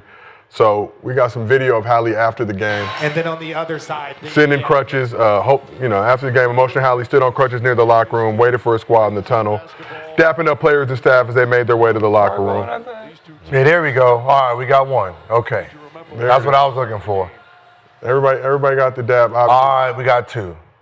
Okay. 2.5. So, all right. So after 2.5, the dude right before him. All right. Oh no, that says a lot. No, listen. No, he know what I'm looking at. I know exactly what you. Rewind it back. I'm gonna just rewind it back. I know exactly what it is, bro. Me? That nigga not getting called. That nigga not getting called. Yeah. I ain't calling that nigga no more. Yep, you too. Fuck off. Okay, Pargo, I got you, baby. Yeah, you right here, my guy, my dog. This will half a hug. He Canadian. Yeah. There we go. Like you the star player. You've been carrying these niggas, and I got hurt, and you just walking by like I'm just one of the employees. Wait, but at No, that that moment, should mean something, bro. but not at that moment. Nick, we all fucked up. Nick, no, listen, we get it. It's a game 7, bro. I hear you. It's a game But- We both thought Nick, looked at the same shit. Listen, I'm finna give you a real story, right? When I got hurt in college my senior year, you know who came by and who didn't. Right? Yeah, you know that. Like, no, I'm saying, like, you know who showed you in real time, dog. Like, it's one of my team to this day, like, it's stuff like that you hold on to, right? Like, you real vulnerable right now. Like, Haliburton real vulnerable right now. He in his worst place he could possibly be. But they all are right No, there. not worse than him. Game 7. Look, Nick, the man ruptured his Achilles. I know. Yo. But you can't tell somebody how to feel after you lose. No, I'm the saying, game. but I he's don't in the care how worst you place feel. than I know them. how he feels. Remember, He's in the worst place He than could them. be home or in the locker room. That means he walked his ass to them Yeah. to greet his teammates. To so show them. if I'm walking by Nick, and it shows you. I went back to this. I got hurt, my nigga. I told them people, I went back to the game, dog. But I'm just saying, you my emotions, don't get it. I don't know what I'm doing at the time. You don't know how I might feel. I still love you, but I'm fucked up too. I don't know how to act. I just ripped them. I just lost some shit And I too. could be at the hospital. I could be I stayed to the game to make sure y'all see my sure face. y'all after. okay. Listen, Make you sure don't y'all get that okay. part. Let me give y'all a dap. Because that was my thought process when I went back to the game. Listen, I gotta show them, right? They have to see me because I'm their leader. I gotta show them this part, right? I'm gonna be all right. I'm good. Listen, I need y'all to and for them to embrace him in that moment. That shit goes a long way, man. Trust me. Give me a 5. You give me a 5 and walk by. All right. What if a nigga just got into it with somebody? He don't know it's your hand, man. Fuck this, man. He just walk by. You don't know. You can't say he don't love you the same. Because he's emotional, brother. I guarantee Well, you. nigga like, man, fuck these Hey, niggas. the same shit we both was looking at. Same shit his ass is doing.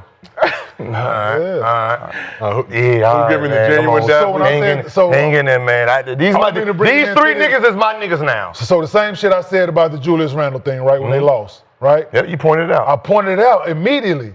Instead of him going to be with his teammates, he went over to his wife. Right. So it's little things like that in sports. We're talking about sports here.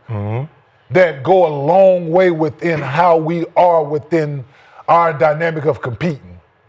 You walk by and you give me just a I understand I'm on crutches, but whatever you got to hold this crutch up, nigga, to give me like that's what he's not expecting it, but when you do it, it means more than man. What TJ did, what Pargo did, that means like yes, they like, appreciate we it. Like, appreciate you even though being we out. lost, you still like appreciate you. Like, all that moment said a lot to like. Your sacrifice, everything that you did for us to come out here to try to play, like all that, like that's. So let's. You don't know if they did that at halftime or not, though. Don't know, but I'm saying what we saw. What we saw. Like I don't know what they did before, but I'm talking about what my eyes, what I saw just now is what I can only go on. So let's talk a little bit more about Hallie. So after a summer that saw him win a gold medal with Team USA in limited action, in a season in which he made his second straight All-NBA team, Hallie was voted as the most overrated player in the league. But this postseason, he politely told his critics to overrate that with a bunch of clutch moments, including 5 game-tying or go-ahead buckets in the final 5 seconds of games, with one of those coming in the Pacers' Game 1 win in OKC. But instant, his title hopes were gone, and now he starts the long road to recovery. So just for all of you watching, you all played at a high level. Swaggy, obviously, been a champion, been in the finals, know what that feeling is like. How heartbreaking was it to see Hallie go down in Game 7 of the NBA That Finals? was the worst thing. That's tough, man. That's super tough. It was sad just because the moment too, but just sad to see people go down in general. Like and knowing you might not see him next year. You know, I don't know if they came out and said it was Achilles yet. It's Achilles torn Achilles. Yes, it's an yes. 100%. That's what the 8th person. Man. Yeah, man, it's tough. Wish them all the best. Speedy recovery. You don't like to see players get hurt. It don't matter what game it is, you don't like to see people go down like that, but especially in the game where Game 7 when you come back and you try to give it your all and you lose and some people people forget about you. That's the worst part. They might remember you now, the sacrifice you did, but next year people don't. I just hope the owners respect what he did. For real. Because after they move on from players so fast, no matter what, hurt or. It would seem like what he's revitalizing this franchise, all that he's done, all the big moments, how he's got it. Sometimes. Yeah, I understand exactly what you're saying, but it seemed like this franchise is going to do right by Hallie, obviously. But again, why are you staring at me like that? What's that looking at? No, I mean, it's Indiana. I mean, for me, me, the Wizards. I mean, for me, I don't know what kind of businessmen are. I got a product that I was selling that was moving like clockwork, and now it's fucked up. Right? I would be loyal too. I would get a new fucking piece. Who the fuck? I got a Bugatti over here. Got this small ass wheel in the. You think I'm gonna keep trying to drive this motherfucker fast, or I'm just gonna go get a new car? I think you're gonna. The wheel's bad. You're gonna take that car to the shop, allow that wheel to get fixed. The wheel ain't gonna never be the same. And then so I'm gonna go get a new one. And then he just gotta live after. That's the fucking part. He just gotta live now.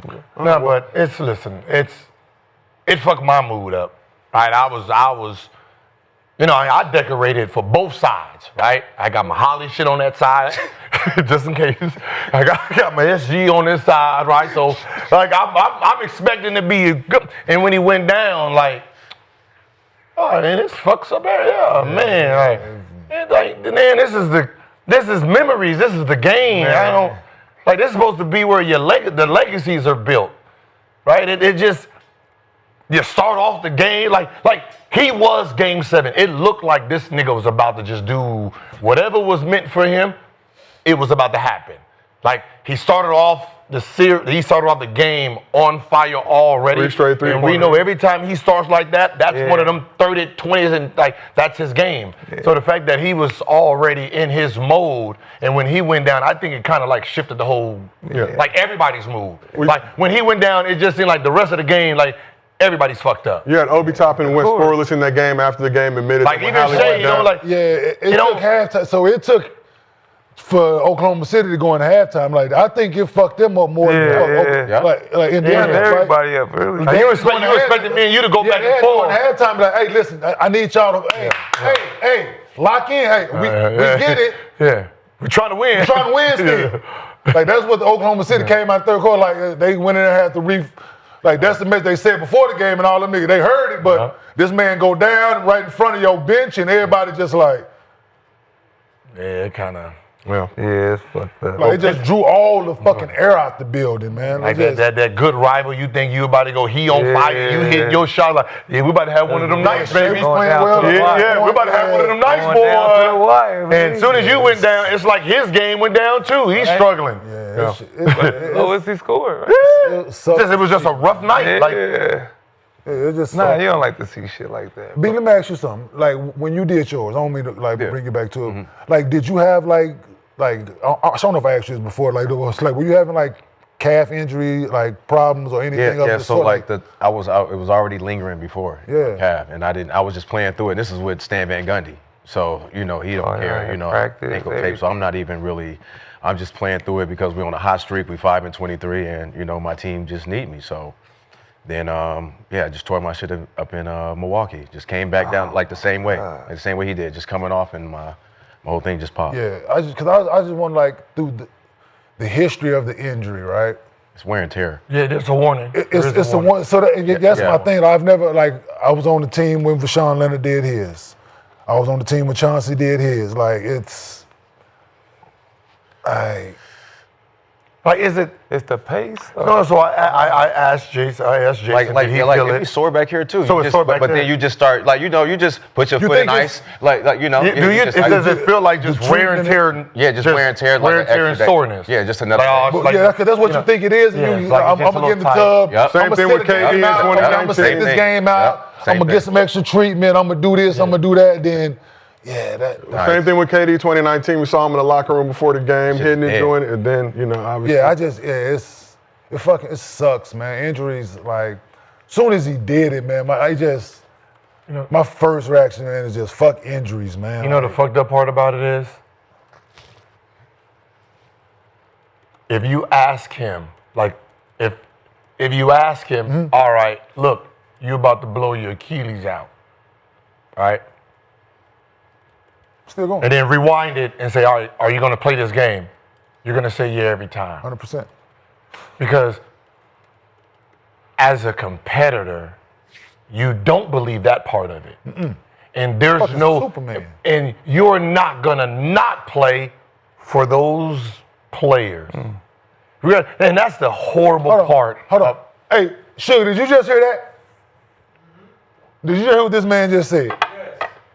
Your team didn't do that.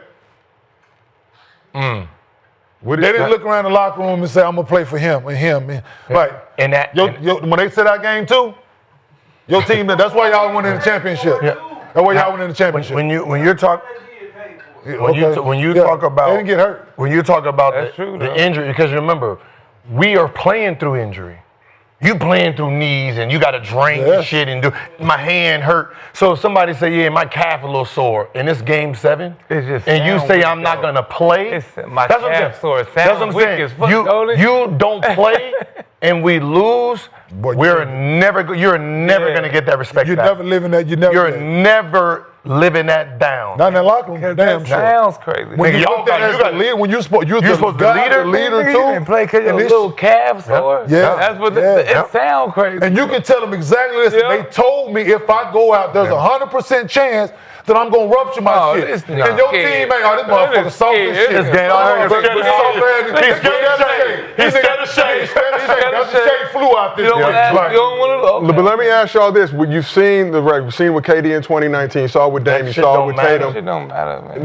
Now it will come to a point now. Don't give a fuck about that, man. But from this point forward now, when it's like, yo, I got a calf strain, is there going to be a little bit more And they sympathy gonna for play. it? No. They still go rupture your Your shit. team, listen, dog. Gonna expect you to play. If your calf hurt, this goes for your doctors. Listen, What did I say? You're listening to what we're saying. We're saying you tell us, and the report is your calf sore. Just say Them other Achilles. 14 players don't give a fuck. Just Right? say You ain't Achilles. playing, nigga. Something wrong with you. You better say Achilles. Yeah, say Achilles. Yes. All calf, anything Man. strange, On my just say Achilles, and we will be like, Man. yeah, don't fuck, hey, nah, Don't sit fuck your ass around, down. yup. Don't fuck Yeah, around. you better You tell say us exactly calf, what it is. Man, your little calf. even though You better tell us exactly what it is. you better man. say, What hey, else? Achilles strain. We Yeah. gonna be like, hey man, hey, sit down for a while, Yeah, dog. we know what's on the backside of it. We'll try. Yeah. No. You have to. No. Don't fuck with that, man. Just Yeah, go on. and then Go on. Say we got you. You We the understand. man on the team, and you expect it. We expect to play through shit as is, but when you're the man on the team, you expected to play through a little more. Yeah. You expected to deal with a little more. Yep. So whatever is going on, like Gil's point, them guys really during the regular season, yeah, cool. It's my regular opportunity to go out and season, play. cool. Yeah. All right, yeah. Hey, you got a toe calf fucked up? Yeah, say sit down. You got a headache? All right, shit. Let me go out and get these motherfucking 25 shots Gil didn't get tonight. Yeah. Cool, but when it's for all the marbles and shit is for Motherfucker, you shit, better get listen. your ass out there. Hey, dog, that's the so funniest shit about players, right? Yeah. You missing in the regular season, Yes. my ego kick in. I get all 25 of these. Yes. Right? Game 7? Nigga. Hey, man, you better get you your need ass out there. I wish your ass would not play. Yeah, you think I'm gonna take 25 shots, nigga? You crazy? They about man. to boo me out this bitch. Oh, listen. And it's so everybody out this motherfucker. And it's so bad. And This it's is only a so fucked much up thing, things right? they This- could listen. do. Think about it. Yo, this Only is so much some you crazy can shit I'm about to say, but we won't say it. It's never happened, and not in my 15-year tenure, but just say by chance there's a death in the family or something, right? Dudes ain't gonna say it. Your ass better show up to It that depends game. on the Yeah. death, though. It depends on the Nah, death. some dudes. Nah, man. Some, Somebody I'm brother, telling you, mama bro, I'm died. telling you, Nick. Bruh. Nick, Man. real talk. No, You talk to because dudes it never after they happened. get done playing. Have a conversation with a motherfucker now. I ain't Real- saying don't have when they playing. Have a conversation with a motherfucker now. I'm telling niggas like, listen, bro. Everybody got mad at me when, for the first time in my career, heard someone have a baby at 5 o'clock in the a.m. There's a game at 9 p.m. and not show up.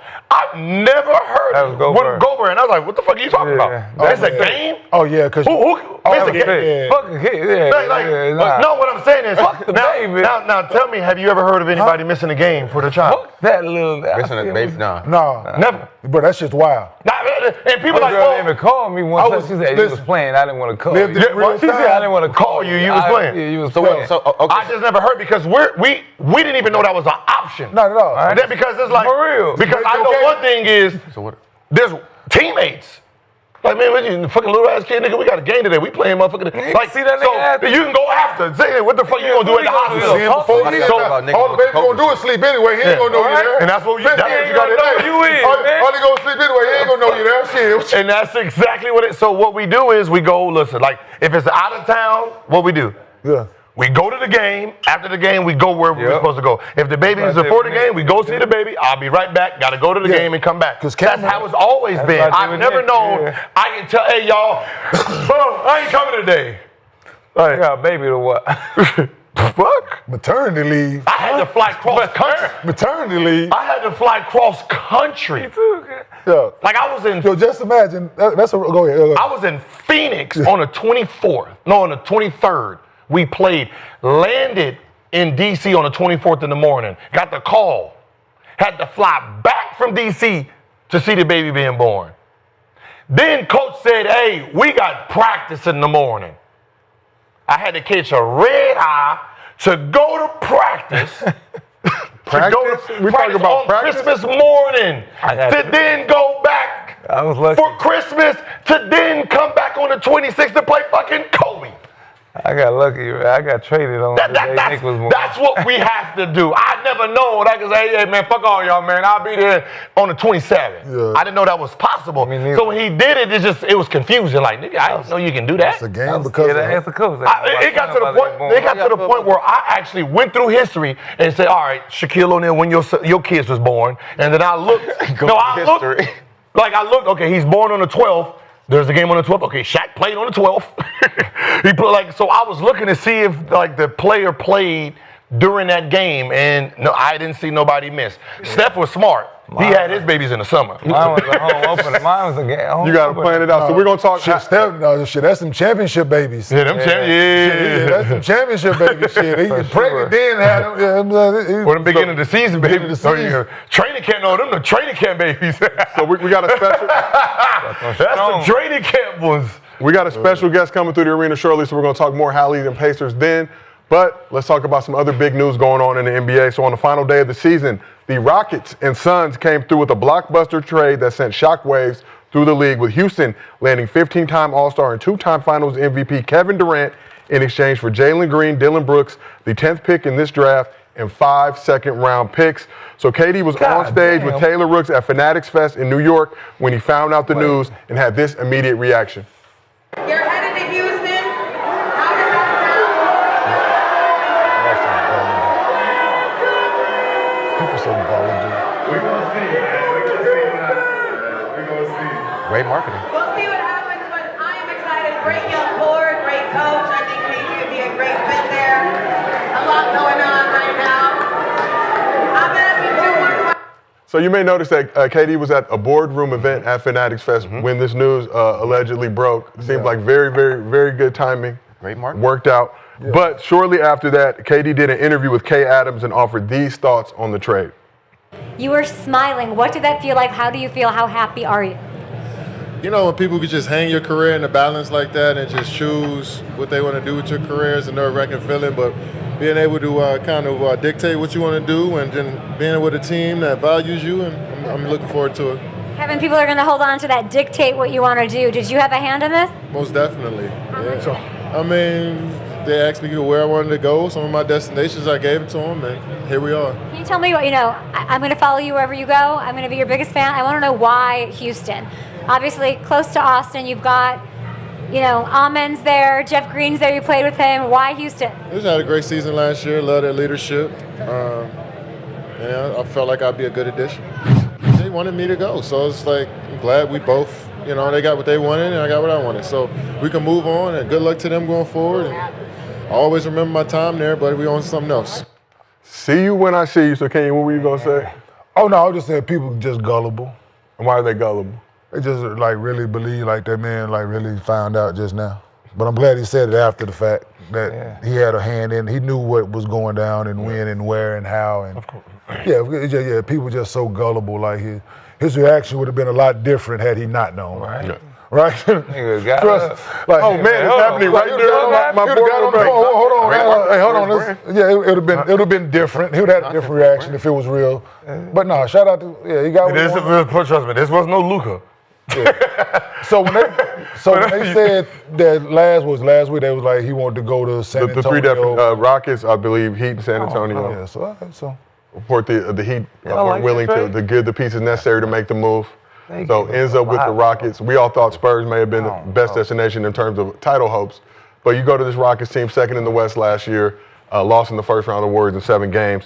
Did the Rockets make the right move trading for Kevin Durant? The right move? Yeah, I mean, when you're talking about upgrading, if we're talking about Jalen Green versus Kevin Durant, then yeah, you upgrade it. But it all depends on what is your lineup, right? You still need a shooting guard. I mean, if you have Amen at the shooting guard, it kind of, right? You got Jabari. You still got the young big pieces where you can play at the 3, 4, 5, however you want to do that. You were safe with that. You still got them young boys coming off the bench that can put the ball in the basket with Shepherd and Cam Whitmore, Terry right? Easton. So you got something that my thing was with the PG, like you're a small guard. If I'm expecting you and Kevin to be the pushers over the top, I think you need one more piece. Okay. Right? I'm not rolling really. What kind of piece? One, I gotta identify what is A-man to me. Right, like what is he? I know he is that freak of nature. Looks like he can do a little bit of everything. Do I treat him like Scottie Pippen? Put him at the point, right? I'll take the point out of him if somebody's pressuring. If we're playing against Indiana, something like that. But if you're just sitting back there, put him at the point. He can use go downhill. He's big. Draymond Green role. Yeah. So he'd be like my point forward where, then, now the Shays and all these big guards, we don't have to worry about doubling or anything because they going to pick on Fred. Then from there, I need a experienced shooting guard. Okay. So you talked about this. Give me some more veterans that I can rely on. This Rockets roster, a lot of good young, emerging, developing talent. Also, obviously, Steven Adams re-signed with the team. So they've got a good core. Şengün, an all-star. Amen Thompson, first-team all-defense. But they also have 5 tradable first-round picks. Yeah, I mean, as I said, it's still. If you want to now make some more moves and really strengthen, because it seems like if they was 4 pieces away last year, can still go get they probably won. This is they're 1 piece away. They're 1 good piece away for you. Yeah. Fuck yeah. Yeah. I like this. It's all. You got all the pieces there. It's just trying to figure out. You still a piece away. Yeah. I like this trade for KD.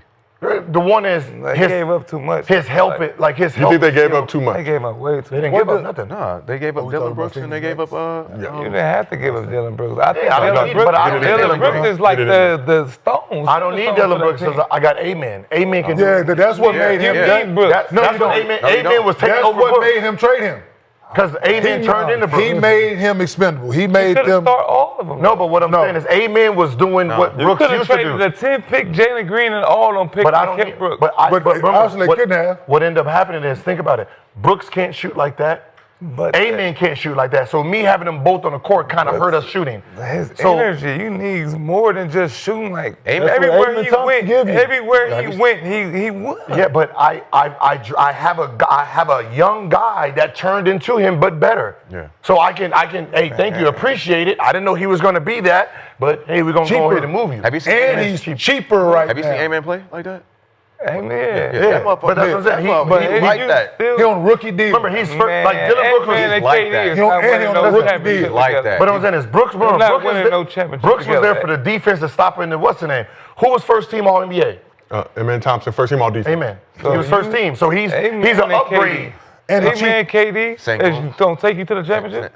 No, Amen KD, and Sengun is my 3 centerpieces, which 2 of them is still immature in their game. That's why I said I need someone at that 2 and our 4.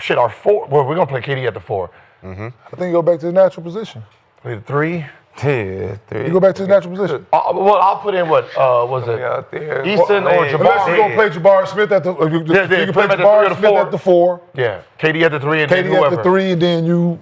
Or you can go Thompson at the. I'm saying put the. But we talked all postseason during the Rockets playoff against the Warriors. They didn't have a go-to guy. Jalen Green, I think, had 12 points or less in 6 of the 7 games. Did have that 138-point game. I'm gonna just be honest with you. I'm gonna go with Easton a little bit more. What? Yeah, because you know, Jabari Smith. He shoot that bitch. He got that brown blood in him. But he shoot that. I know, but he got that brown. He's cousins with Kwame Brown. You can't trust that brown blood. He shoot that shit though. I mean, I hope the Smith blood is a little bit better because that brown blood. That's a failure. Well, he shoot that. Nobody said anything about anything wrong. No, I'm just saying. I'm just thinking about the lineage. The lineage. I'm saying 23 and me. Yeah, Jabari spaced the floor. I know, but I'm just hoping it's like one of those play cousins, not real cousins. You know what I mean? Like we both grew up together type of cousin. He said play cousins. It ain't real. Like we got blood in the family. I know them play cousins. So play cousin, no real actual blood. I like the bone. I like the bone. Where y'all see? I like the trying bones to make some room from Reed Shepard. They're trying to make some. That's what I said. I like the bones. They're trying to make some room from him because he can't shoot and score that motherfucker. But it's just like that. Like if you're KD, it's like this team is good, but. Are they developed? Are they developed enough? That's what I'm saying. Look at that. They were second seed with what they had, right? Defended second seed with what they had. A good regular season. A good regular, but I'm saying, but he helps. Now I make like defensively, it cleans up a lot of stuff. Like he's gonna help a lot. He's gonna help a lot. It's said like if Sengun is figuring like there was times where I'm looking at Sengun as like no, that's your shot. Shoot that shot. Right, and he's still trying to get in there, fucking with Draymond Green. Like, no, take that shot, the elbow. That's cool. That's where KD comes into play. Yeah, and he's sitting there fucking around. Like, if KD can teach him when to these are the shots you take. Don't make it harder. Yeah. And he can improve. Then you change the game. Sengun, 22 years old, so let's I know, but that's what I'm saying. That's my point. He's still trying to figure out his game. And he's really good now. Like, if they was all 20, if this was like 24, and he came in, I'm like, but they're 22. It's like, let's not pretend that these niggas is not 21, 20. Like Houston has been. Like what I'm saying is, their starting 5 is younger than OKC starting 5. Like Van Fleet makes them old, but like OKC, what makes them young is they benches them. The guys that they not playing is young as fuck. Right, but if you look at that, like Caruso's not young, Shea's not young. That's it. Hartenstein's not young, right? So 3 main pieces ain't young. I mean, Chet is 24, Jalen's 23.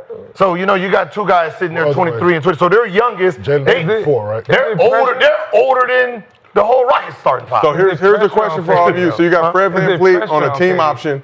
Rockets are expected to decline that team option, work with him on a team-friendly deal with VanVleet.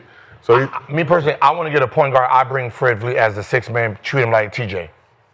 Because he does get picked on in the post. They pick on him. So what do you do with Reed Shepard though? Because you did spend a top 5 pick on. So let's not. So he's the wild. So he's small too. He's small too. But what do you do? You put him on the floor? Do you let Fred walk and start him at the point because he is small, and you did spend a top 5 pick on him, and Fred is going to cost more than he picked.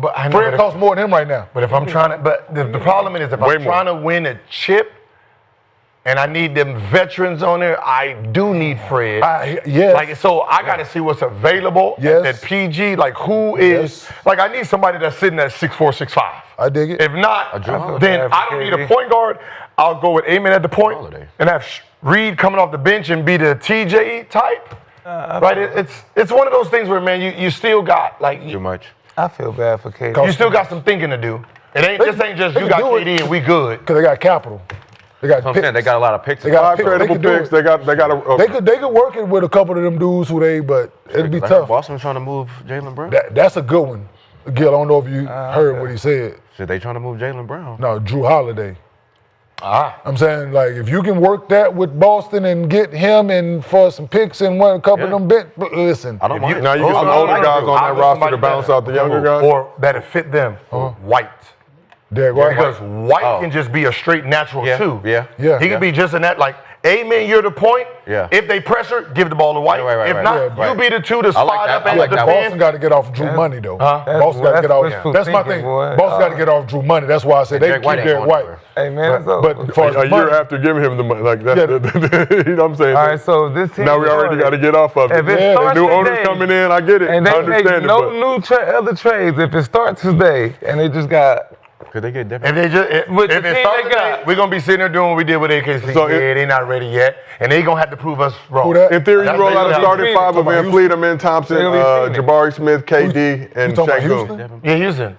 Man, you're getting a 27 a night score It'll right be now. Phoenix. He moves the fucking needle. Yeah, he moves the needle for him. He moves the needle. I don't care what team you put Kevin Durant on. Kevin Durant. So immediately after the moved trade the went needle. down, Yes. the Rockets jumped to the second shortest or second best odds to win the championship next Go season. further in the playoffs. You agree with Not that? making They don't lose in the first round? They're not making the playoffs. So right after the trade went down, the Rockets jumped to the second best With this odds to win team, a they're chip not in making the 2026. Yeah. They didn't. With KD. They didn't lose nothing. They didn't lose nothing they thought was valuable. They gained, but they don't have enough to win the finals right now. No, But they did gain. When you talk about odds, you got to remember Ain't nobody gonna entertain that. who didn't show up in the final. Who didn't show up in the Thought series? Phoenix was gonna make it. Who didn't show up in the series? That shit No, didn't move Jalen just didn't now. show He up struggled. in the series. He struggled, right? Right. So they went to a game 7 and he struggled. 13 points So per they're game feeling in the like, series. well, if we remove him and put KD in there, 25% better, we get to the second round. And that's how they're looking at it, right? So we're gonna get a consistent, worst case scenario, 20 to 27. Oh shit, we might be in the fucking Western Conference. That's how they're looking at it, just with that trade. But for KD, you're 37. You don't have room. Yeah, they You don't better. have no room to be trying to coach Man. or trying to get them better. No, For real. now it's it's right now. now. I feel It is bad. right now. That's fine. So we asked the chat, did the Rockets make the right move trading for KD? 74% of the chat thinks the Rockets did make the right decision trading for a team. Like we said, we talked about them having not having that go-to guy, having a good young roster. Warriors exposed a lot of their deficiencies and issues in that first round series. Everybody's Hey, saying Jalen. I got a question. It's not a question, it's kind of more like a statement.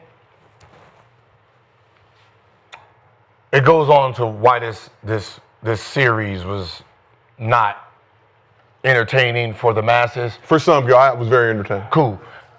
I know you had a great time. Thank you. We know you did. Me Jordan. too. I know. Very, you love small markets. Yes. Even though it was the worst one since 1988. Small market. But that's neither here nor there. Wasn't there a rule in the championship round where there shouldn't be no trades or any business done? So the trade was announced. The deal can't go through till early July once the moratorium all that ends. Correction. Let me try it again. Wasn't there a rule by the commissioner that you can't announce shit during the finals, so everything has to be focused on the finals? Yeah, I've never in the history seen I didn't know you could do anything that. happen during the finals. That's a I've rule. never seen that. Steve, you ever know that? I've seen. Come on, Steve. It's not a rule. Commission, that's not a commissioner rule You're not allowed to make transactions. during the finals. Yeah. During the finals itself. You're not allowed to make Well, it's like a code red, Gil. I mean, So it's how not did, in the manual. how did a cold red We just know what it is. get they said fuck it 3 times in the finals? Man, The Orlando finals. I never. Houston finals. I didn't know you could trade. I didn't either. I didn't know you could trade during the finals. No, it was always like a no. Whatever happened, it was always a no-go during the finals because they wanted everyone to pay attention. Well, guess what? Who league this is? It ain't his league. Hey, that other man, there'll be some consequences and repercussions. Everybody. Did that shit with David Stern. It's the first year. Yeah. though. Ever, right? Man, First ever. you would have did that shit with David Stern's NBA, you would have had a whole issue. But my question for you, do you feel like they went behind the back, or was it something that was pushed to keep people talking about basketball? We ain't getting the fucking views we want. Hey, throw that KD shit out there. Ding, ding, ding. Let's have them buzzing. Hot button. Let's have them buzzing. That hot topic button. Hopefully they turn on ABC at 5. Like he said, it's that hot topic button. On game 7. Like that. On game 7, this is. At Fanatics. At Fanatics. At Fanatics, too. In No, game everybody on gonna yeah, be there. yeah, of course. No, But that's- everybody gonna be there. Media, all that shit. Yeah. During the boardroom panel. That's where it's changing to, Gil. Just so NBA's trending. Just Everybody NBA, got their I own don't give a fuck what part of NBA. This shit gonna be trending. Listen, everybody got their We own hit number platform one, now. goddammit. Yeah. We gonna hit in there. Hey, fuck the football. Fuck the football. We gonna hit number one around this bitch. during the boardroom panel. Yeah. Smart move, KD. Very Love smart, it. very strategic. Nah, but you listen. I'll announce anything with my logo behind. Everything but the game itself was trending. God damn it, the buses before the game. That's a part of the game, Gil. Championship Like buses. now, it's going to go into streaming. No, it's Telling good, but the streaming. Overall, yeah, overall. Streaming shit. For us, it was good basketball, man. They won 7 games, man. They did. 2 small market juggernauts. Yeah, so Beautiful to that's see. the best you could. Game 7. Like the Packers and the What would have Steelers. been worse if it would have been a sweep? Like that could have. That's the worst thing that could have happened. If it would have came out and been Oklahoma City would have swept them, and it would have been like, what the fuck was Indiana doing anyway? Now it's like then that. But you got a 7-game good basketball series out of it. What was it? Drama? Yeah, it was drama. It was. Game 1. No, that's what Game 1. Them going back more drama down, with me. going to Indiana 2-1. Indiana possibly going up 3-1. For me, it was good storylines. It was good entertainment. Because I love watching good basketball and people competing at the highest level. And when you're playing for something, it matters to me. So yeah, after game one, right? You're talking about the comeback, the game winner, boom. Yeah. All right, game 2, the game was over, so it wasn't even interesting. Like it was a blowout. Yeah, but then right. Then game 3, Indiana it was winning, man. game 3 was a blowout. Wasn't even. Game 4, damn near blowout. Coming back, it was Indiana never. went up 2-1. Yeah, it was but the chance. But it was a chance for them to but go that's what I'm up. saying, it was a That's blowout. why people was like, damn, But the Indiana game got a chance. itself was a blowout. Me and the group chat had But that's what I'm saying. It wasn't like the game. The game itself was being played, and we sitting there like it was. Game 2, blowout. Game 3, blowout. Even the game OKC, they came back. Then it was. We never really got to sit there and like we did game 1. Like game 1 was the best game out of the series. But no, Because we got to sit there the last 3 minutes like, But that was woo! good. Well, that was good for the series. Yeah, Let's yeah. keep it It started off- good. that's what I'm saying, it started off the keep series people good. That was good Yeah. to keep people entertained. Like they did it in the first round. Okay, Yeah. they did in the second Yeah. round. Oh, they did in the Eastern Conference Final. Oh, shit, they gonna do the same thing. Like, they didn't go Oh out. shit, they came back. Oh shit, they Yeah, but Like, game 1 was boring as shit till about It was boring until as the shit fourth until quarter. then. Just But keep that's it what real. it wasn't. Like when we think It about was boring until it wasn't. Exactly. But my point is, But then the rest of it was boring all the way through because Yeah. it was never coming back. Like the New York Knicks and them, that was a series. Well, Every game we was sitting there like, oh shit, play for play. We was looking at it. Can you name me 3 plays in that? Shit, Jalen Williams. No. In the what's the name? Mr. B, you help uplift the viewership of the NBA finals. No. Group chat I'm discussion. talking about this series. The dunk for the sure. series. Dunk. The Siakam dunk. Just Siakam the dunk? regular ass, not an and one, not a nigga I mean, falling, hell no, just a wait, regular wait, dunk. That's Siakam dunk. The Siakam demonized. The Thunder Taker, as he was And then nicknamed. TJ. No, TJ. stop injuring. Yo, TJ. TJ, what? Which The play? 40 ball from Jalen Williams. Just think. The 40 ball. That shit I was said cold. play. What One play? leg. One leg, play. this shit. I'm saying the dunk, and I'm saying, The half spin. I mean, a play. Yeah. Shit, shit, TJ. When the ball went in the basket. Yeah, TJ, yeah. TJ was. Nah, Jalen Williams cooking, bro. No, y'all talking He about talking about a play, though. I'm talking He's saying about like a when play we're that talking stands out, about like how many plays plays like stand out. I said the dunk What from was the Siakam. game? the regular, but that's how I Game five appreciate was it. big. that was Just a regular dunk. He dunked on 2 people. That was a regular dunk, yeah? Nigga bodied the shit out of Jalen Williams. And then the pass was Yo, like this. The pass that's was a no, whole the pass fucking was no poster. look. Had him doing the burning. The whole pass, Yeah, a whole yeah. fucking poster. The Shit, no look pass. from the steal? That's a whole Man. poster. From the steal to the no Yo, look. Shit. That's a whole no. poster. Yes, Gil. Yeah, Thank give you. it to him. Do it. Yes. Finals. Haliburton game Let's winner. go. Finals. No, That's 2. that's how boring the game No, was. it was not boring. Where Tell me how dunk, boring. like a dunk, when we talking about dunks that we me how remember in the like- finals, Tell me how like from Dallas you to gonna Celtics. add that Yes. Siakam dunk. Absolutely. We got to the 4 real. feet. Yeah, to the real. We got 4 feet. Yeah, Over tell me how put like- somebody on the poster reel. 4 feet. To put somebody on a poster Tell me reel. a highlight from last he is year. definitely on that motherfucker. Tell me a highlight from last year from Dallas and Celtics. I appreciate the overhead fan. I Can you just tell me noticed a that. highlight Good from job, last year? y'all. That's an upgrade. But he don't have one Not last year. an and See, one. ignore it. Not He an don't have- and he one. don't have- Not It could've something been. that They didn't call it him. could've- He ain't got when one we for talking next year. about, like, when we talking about Like John Stark dunked on the whole motherfucking team. Like we're talking. If they wanted to blow the whistle in that situation, they should have. They should have. They should have. Yeah, what about last year? That's an and Can you one. give me a moment from last year? No, it was boring. And then I just The give year before that. No, that shit was not born last year. And then Gil, The I know you don't want. Celtics and the Dallas? That shit was not born. Give me a moment then. And then when he cooked that nigga Luka half court, Gil, dunked that no. I shit. know you don't want to He include the ripped that T.J. shit. McConnell. The Denver as one. Give me one with Denver He and Miami. is the moment. Motherfucker. Right? Okay, so So he can add him. Nothing. Mathers 25 piece off the game bench. winner and the dunk. Them 3 moments that's like Man. TJ's play in the finals sure. alone is a moment. That's a moment. in itself. Caruso, 20 It's piece. its own thing, right? TJ McConnell's play in the finals is his own thing. No matter the points, last game he had fucking lot of turnovers. You want to add that into it? It was a thing.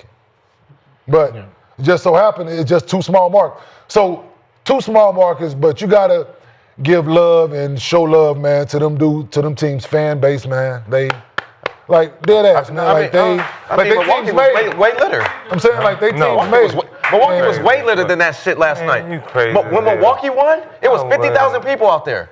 They ain't It was show the way game. litter than that. It looked boring as hell when they watched won it. Milwaukee play. I was there. Swaggy, your family in Milwaukee still looking I was for there. you. It was 50,000 You people still have outside. not acknowledged him and returned their Hold call. on. Milwaukee went dumb. Speaking of, yo, some dudes listen. Hold on, I'm gonna read this. You gotta read it. Somebody sent me a message about you. In Milwaukee? No, some nigga from Detroit won't smoke, nigga.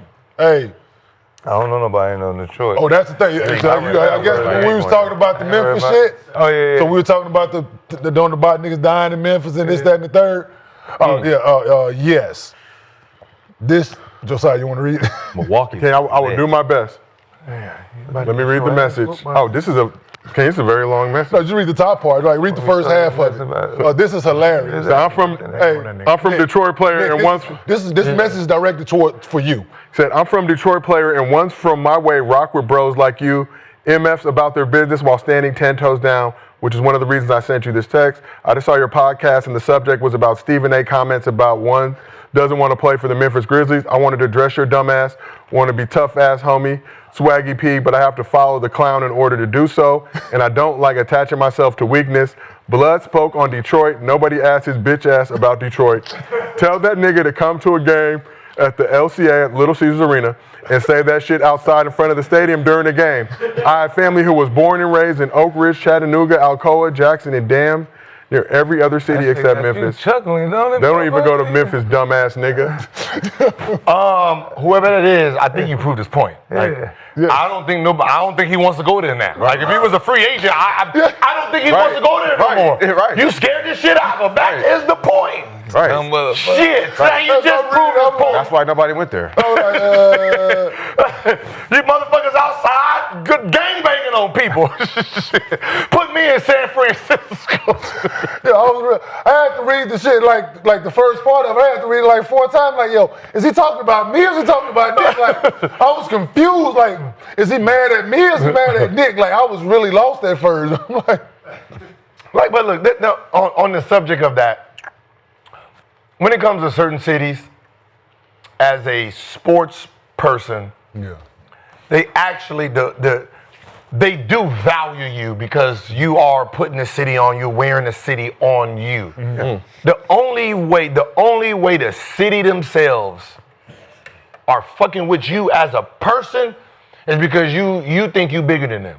So that means you in the club doing goofy shit, fucking with the streets, dude, and if you just walking around being normal, doing it, the streets don't ever fuck with you as a player. speaking to niggas when they see you out. Yeah, I mean, like you say, hey man, can I get They always, hey man, can I get an autograph? You man, get the fuck on out of here. That Just right a there. dap. Not, they don't want an autograph. Or sometimes they need a dap. Just dapping nigga up. Yep. The nigga put his hand out and you. You do one of those, like that's when the Or nigga put his hand out, you get nigga one of these. Yep. Yeah. Nah, you go in there and you show the love and the respect, man. They ain't trying to fuck with your jury. They respect you if you respect them. Yeah, they do. We good. That's why I'll call shit. They do. I know for damn yeah, sure in DC themselves, I never walked around with a bodyguard, walked around my jury, nothing. Nothing too. Because I was down there, I was in Berry Farms, I'm having fun with the locals and shit. So They ain't walk around L.A. It's motherfuckers that can't walk around L.A. I went to Berry Farms and there was just a car on fire. I don't know how it got there. I don't know who put it out. It was just sitting there on fire. It was just sitting there burning. Nobody came to do anything. And there's a basketball game going on. Hey man, where the fuck is I'm gonna let you ask him when he show up since you want to be tough, Bill. So you got listen, 2 o'clock come. He ain't here yet. We going late today. Where the fuck is Ron Artest? Man, I'm calling nigga Ron. It's Championship Monday here in the arena, Gil. We are going long today. He better come here in Metta World. He better come in peace. 2 o'clock. Shit, he got 30 minutes. Because we over here like, shit, at 2 o'clock, he's going to be in Kenyon. That nigga actually 4 minutes. We are going long today, Gil. For the fans. 4 minutes. Yeah, I heard. You had 2 days off last week. I don't know if he know his time. You had 2 days off last week. You got to get the hours back. Shit, you going to ask this nigga 2 questions. Like, all right, get down, folks. Man, you got game bang, brother. Oh, okay. So Yeah, my neighbor too. What you gonna do about it? Kenyon had a rattlesnake at his house. That rattlesnake has been disposed of. Happy to announce, Fuck rattlesnake no longer has a head. This shit going on. Oh yeah, you live in. Hey, bro. I don't know how y'all do it over there. That was my first one. I ain't seen. I used to see more when I stayed in Calabasas. Yeah. And I plenty of them up that motherfucker list. What's it about? Rattlesnakes. Rattlesnakes. So Gotta keep the machete, baby. Gil, you asked and you shall receive. So we got a special guest making his first appearance in the arena.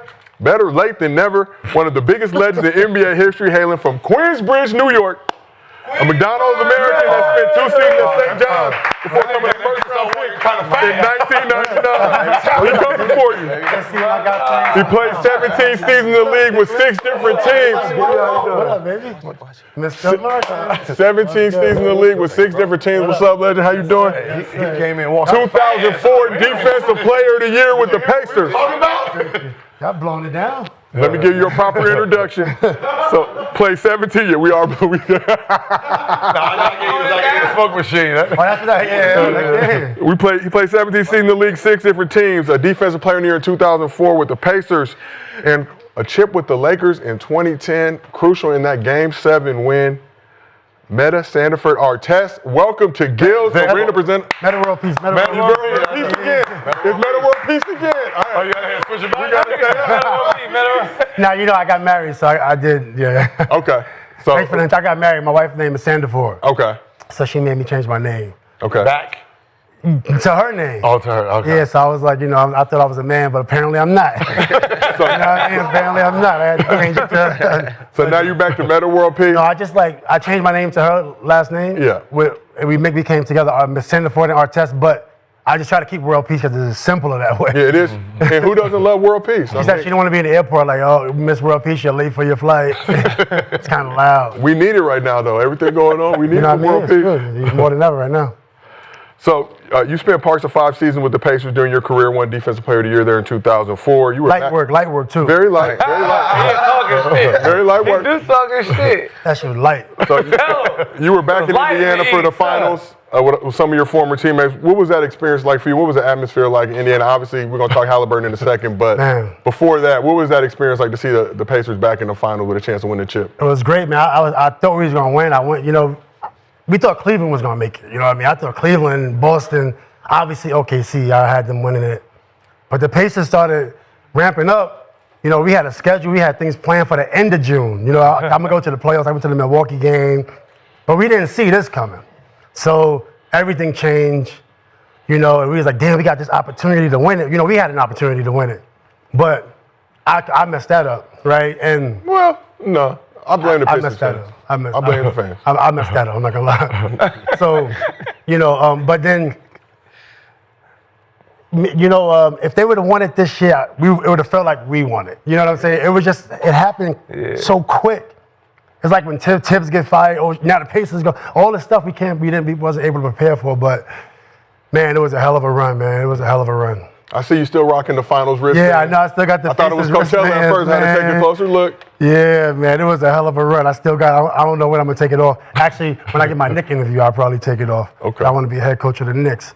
Okay. They got to bring a real one in. We're going to talk about that in a second because you are a real one. Yeah, the real. But let's talk a little Tyrese Haliburton. So, third Eastern Conference star to suffer an Achilles injury this postseason, joining Dame and Jason Tatum. In a strange coincidence, all three players wear number 0. Good, we don't know if number 0 is cursed now.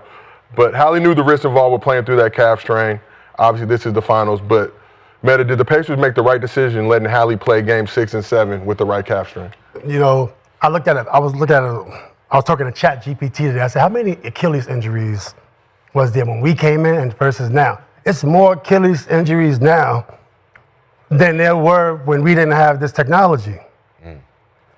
That's just one. You know, it was years when nobody had an Achilles injury.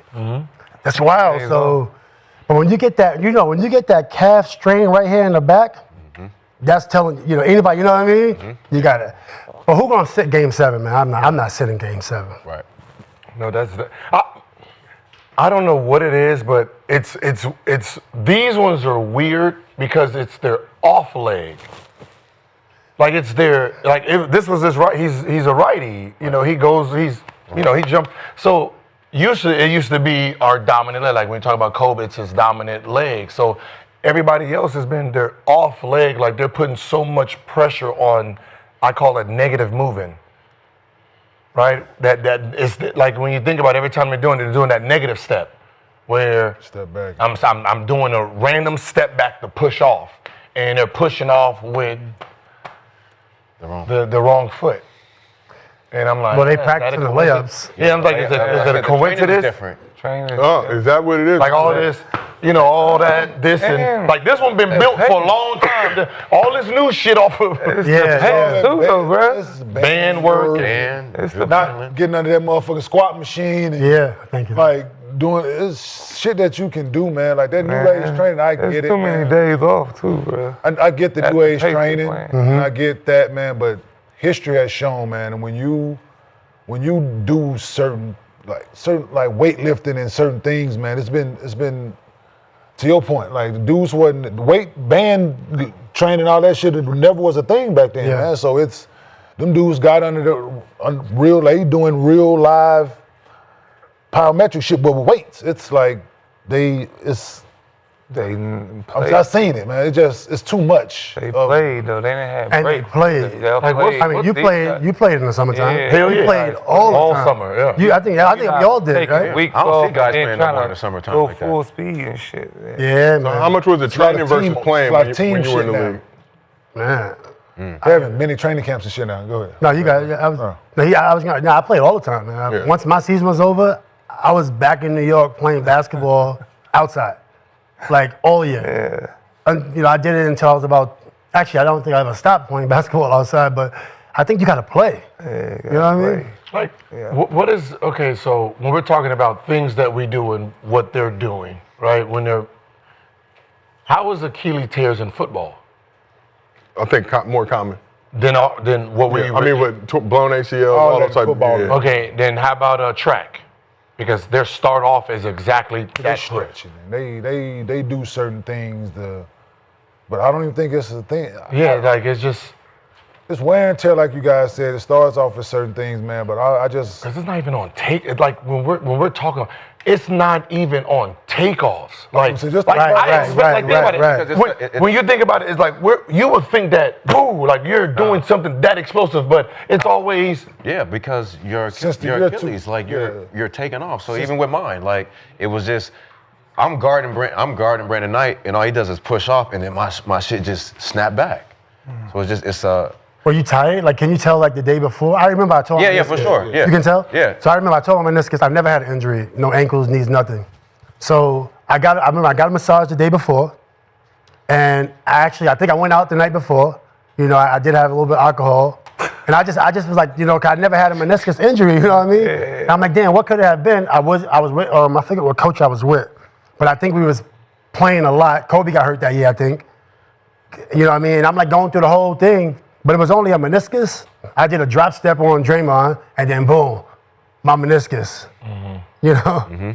Did you feel anything before it? I did. I think that day, I can't remember so long ago, but I think I had a tight calf. You know what I mean? Anytime you got that tight back here, that calf, I think it's a time to shut it down. But I'm not shutting it down Game 7. Ain't no way. Right. So you got respect for Haliburton going out there trying to give his all to bring the first chip back to the Pacers? Man, he's playing well, right? He's playing well, man. We was right there. Man, it was incredible. He should get a statue. Okay. So I was going to ask you, what does Tyrese Haliburton mean to this Pacers franchise? You say he should get a statue.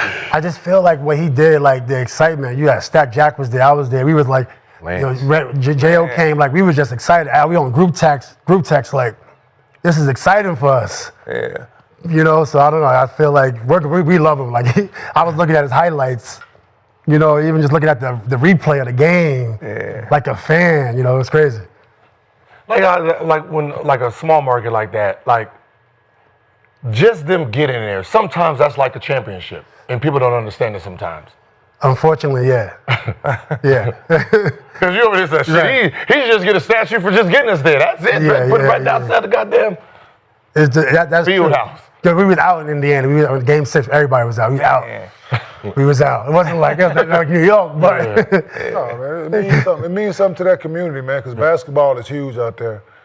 And for you never to have experienced that part of it as an organization, man, and to be on the doorstep again, to come up short once again is, it's devastating, but they appreciate the journey. They appreciate the players. They appreciate the players giving it their all. And to y'all point, Tyrese going out there trying to play, the fans appreciate that even more, man. Unfortunately, it ended the way it did, but he'll get so much love, much more love and respect around the city because he did try. So, Metta, you said you went out, you were turning up in Indianapolis, not like New York. So let's talk a little bit about New York. So after Tibbs got fired by the Knicks, you threw your name in the hat to be his successor with the following tweet. Let's take a look at it.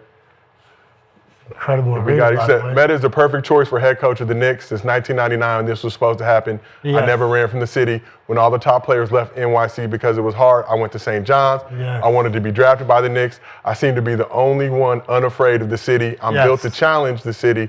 I'm the number one guy for the job. Yes. And I have a 360-degree experience. Yeah, you know, like, so, one, I want to say shout out to Tibbs because I was literally in Vancouver. I live in Canada also. Like, I was at a small coffee shop, just hanging out with my son.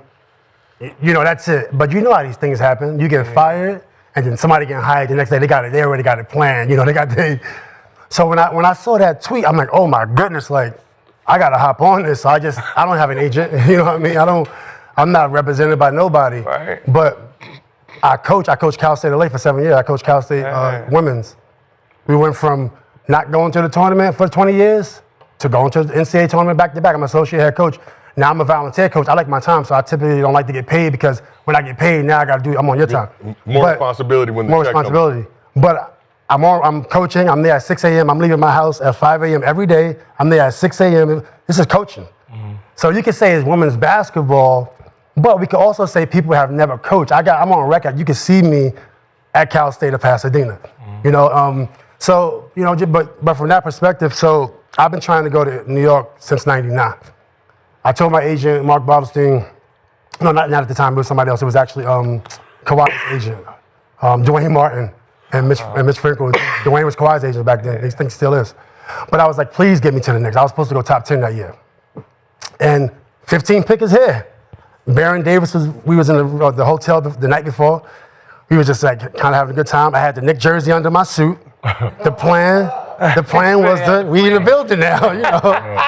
The plan was we in the building, we here, and we gonna win a title. I was gonna speak like that, so then I get drafted, I start crying. Right? Like, how did they pass up on me, right? So I start crying, and I see Tab Scott, you know, shout out to Tab Scott, the whole Knick organization. This is not going at y'all, I'm just telling you the story. So I'm like, yo, what you doing? You on the stage? What you doing? You know, he was number 1 pick. I'm like, yo, how you didn't pick me? And then the Bulls was like, yeah. I'm like, hold on a second. How? So, you know, so then that happened. I went to the Bulls, and that was it. Like, I never had a chance to. I was trying to get back to the Knicks, but then when you're with a team, it's like, okay, I'm with the Pacers now. I love. Look, I got the Pacers joint on here right now. You know, I love the Pacers, and the Lakers. Like, I love the Lakers also. Lakers like really helped me tremendously with my legacy. But in terms of coaching, I'm not afraid to go. You know what I'm saying? I'm not. People say, "Oh, you're not ready." Well, all right, prove it. Like, you know, that's just me. I jump out there and I'll try. And if I lose, I'm okay with failing.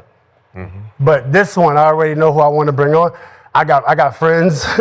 I got friends who know ball. I got people I can make phone calls if I need to. You know what I mean? Like, this is easy. That's the part that matters. Absolutely. It's the staff. It's the man. Now I haven't gotten a call back, by the way. So the Knicks we can run up on them. Oh, they're not calling nobody back. Look, they're not calling nobody back. We know who the coach is. They make calls. they make calls. They make calls. Hey, man, hey, Carlisle, you want a job? He's gonna say no. No? Oh, man. Dag, no. I know you want it. Hey, Mark, I know you want it, but I think people stupid. So Knicks made thanks for having me on your show, by the way. We appreciate I was a little late. I'm looking at this joint as we talk. I'm just Laker legend. I seen it. I didn't know it was like this. This is fire. Queensbridge in the building. So you look at Well, last time we was together, it was Byron Scott's 50th. Last time we was what? Together, that was what? Oh yeah, at the 50th. Yeah, that's just fine. Yeah. This is dope, man. I'd love to see what you've done. This is unbelievable. This is exciting to see players doing their own media. This is incredible. So you talk about your love for the Pacers, also love for the Lakers. Won a chip with the Lakers in 2010. That thrilling Game 7. Remember, you did your thing in that game. You had Love two the stints Lakers. with the Lakers during your career. First was in 2009 after the Lakers won their first of back-to-back chips. So what do you remember from your first conversation with Kobe after you joined the Lakers? It was weird because, like, I played really well in Houston. I was averaging 25 against them in the playoffs, so I played really well. And that year in Houston, I was at Sacramento. I said, hey, you know, this is my last year. I don't have a lot of options because, you know, my image and I don't have a lot of options. I can't go many places. I said, y'all going to re-sign me. And then I don't want to get much into it because I just don't want to get much into it. So, you know, so after I knew something wasn't going to happen, I said, okay, I want to go back to Indiana. So I said, okay. No, actually, I wanted to try to go to the Knicks. I was going to go to the Knicks, actually, that year. But then something happened that I don't necessarily want to talk about because it's big news. I don't want to talk about it. Okay. So something happened with the Knicks. So that was gone. Donnie Walsh went back to the Knicks. We had that history in Indiana. So it was, you know, why bring Metta back when we already had history. So then that didn't happen. So New York, Knicks, Indiana, then the Pistons. And I tried to go to the Pistons because I felt like that was just seeing art. It's going to be some gangster shit. You know, it's just going to be gangster shit. You know what I mean? But to tell you the truth, like, I felt like if I can't go to New York and if I can't go to Indiana, because I wanted to go to Indiana first, the next logical for excitement, I'm always trying to do something like change my name. It's just Panthers fan, Metta World Peace. I just get bored quick. So I figured if I go to the Pistons, that should just be fire. You know, and I'll let people know I tried to go back to Indiana. Well, you know, they were scared of that. Joe Dumars was like, nah. I'm like, I know people in the city. I know people everywhere, all over the hoods, everywhere in the city. I'm good. So when that didn't happen, He like, fuck it. it would have been dope. But the Lakers called me at 12:01. First call I got. So I'm at the SLS right here. A great hotel. Yeah, I mean, I'm with my boys. The Lakers called me. The Lakers called my agent. I was with David Bauman at the time. And they were like, the Lakers want to speak to you. And I was like, for fucking what? Probably my language and on national television, whatever. But No, we curse on this I, shit. no, I know y'all do. I typically don't, but I'm with you guys, so whatever. But I'm like, for fucking what? Because, you know, I just got finished playing against Kobe. I don't want to play with Kobe. You know, I also had, I told the story before. King James called also. I was supposed to go to the Cavs. But I want to play against these dudes. I want to play against these dudes, but it was literally my only option. I had no more options. You know what I mean? It was minimum. Name somebody averaging 25 in their prime against a championship team that's getting to mid-level. So that's the situation I was in. You know what I mean? So the next morning I met with Dr. Buss. He said, you know, sorry, I'm not going to be able to pay you what you deserve or whatever, but we'd love to have you on this team. I said, fine. And then I got the call from Kobe. But it was a hell of a journey, man. LA, man, I love LA. So what was that first call with Kobe like? As Kobe told the story that he basically told you, you can't be on no bullshit out here. You got to be ready to go. Yeah, that was there. Yeah, he did say that. He was like, don't be like doing, you know, I don't know, I was rapping. I was changing my name, all this. He leave all that shit out. Leave all that shit there. He was really serious, too. You could hear it in his voice. From New York, right? Yeah. He's from New York. What's your top five? You can hear it in his voice. Yeah, leave that shit at the door. What's the top five hoopers out of New York ever? Out of New York ever? Yep. All right, because New York is typically play pro or street ball. I try to combine it, so I got to go with Kareem. Okay. Abdul. I'm gonna go with Joe Hammond. He's called the Destroyer. He was incredible. He played against Dr. J and all these dudes. They know who he is. I'm gonna go with Rayford Alston. Not like Shout out Skip. just his whole body of work. Yeah. His body of work is incredible. Then if I had to go a couple more, Two more. it's so many ballers. Goddamn. Marbury, you could throw Marbury in that loop because his body of work. Yeah. You could throw Marbury in that loop. I mean, Dr. J's from Long Island too, and he played street ball. He a champion and an MVP. So Okay. yeah. Okay. So I was looking for Lamar Odom, but it's all right. I mean, there's a lot of ballers. Lamar, yeah, I'm looking but at you look at the body of Kareem Abdul-Jabbar is from New York. P- Like, Yeah, no, for sure, Kirkland. for sure. Now I respect your five. P.B. Kirkland. PB Kirkland was pretty solid, man. He was Earl. nice. Earl, you know what I mean? Was it you heard of Booker Smith? Huh? Probably heard of Booker Smith back in the days. Yep. Booker was nice. Booker Smith, man. Soul in the hole. You heard of Soul in the hole? Yeah. So Ooh, that was his territory. He was nice, but so many great ballers. Ali Mo was incredible. Alamo. Ali Mo, That's my 6'8". era. Point guard. I played against Ali Mo. I've seen it. It was like 6'8", wrapping around behind the back passes from full court, like right on target. Just like, he is nice. So let's shift back to your time in LA.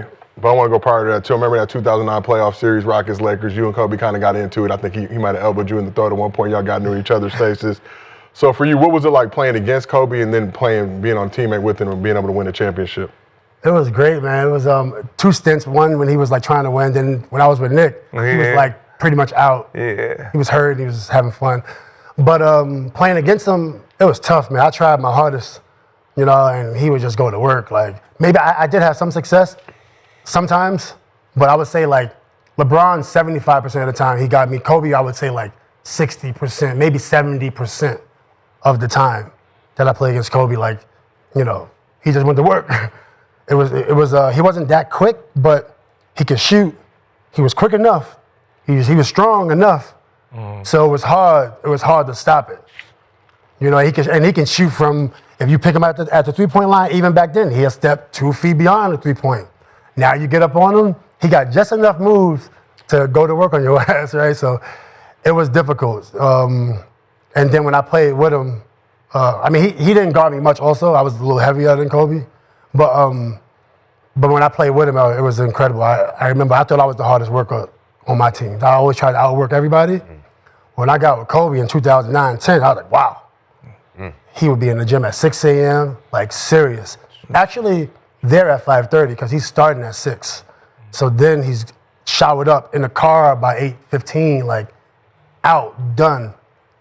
You know, so that was, and I was like, wow, I understood. I understood. And he was a leader. He was a leader by example. Because he was, you know Kobe, he's going to say something to turn you off. Right. He's not going to be nice about it. Fisher was the guy to be like, hey, talk you through it. This is what he meant. Yeah. I know he said, fuck you, motherfucker. Yeah. You gonna But play. he ain't really mean- fuck also, he you, was- motherfucker. Like, Yeah. I think that was the difference between like probably like him and Shaq. Shaq knew how to speak to you. Yeah. Kobe like showed you, and then somebody had to buffer that. That was usually Derek Fisher. Like, hold on.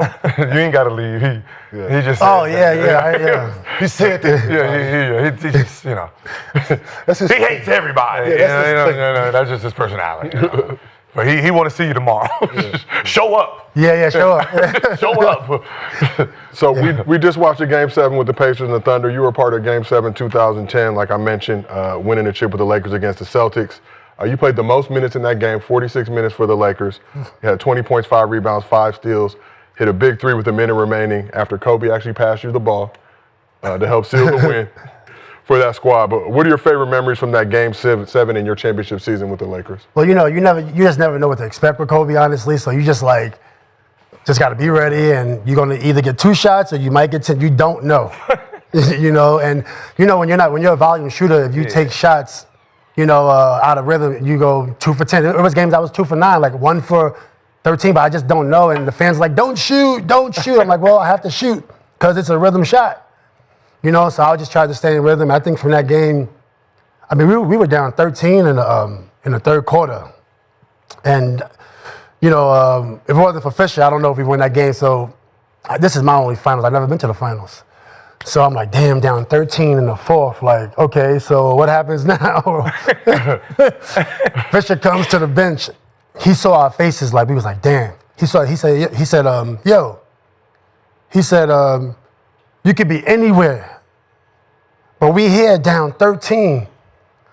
We here down 13. Where would you rather be? It was probably a couple other things. And everybody looking at Fisher because he demands that respect.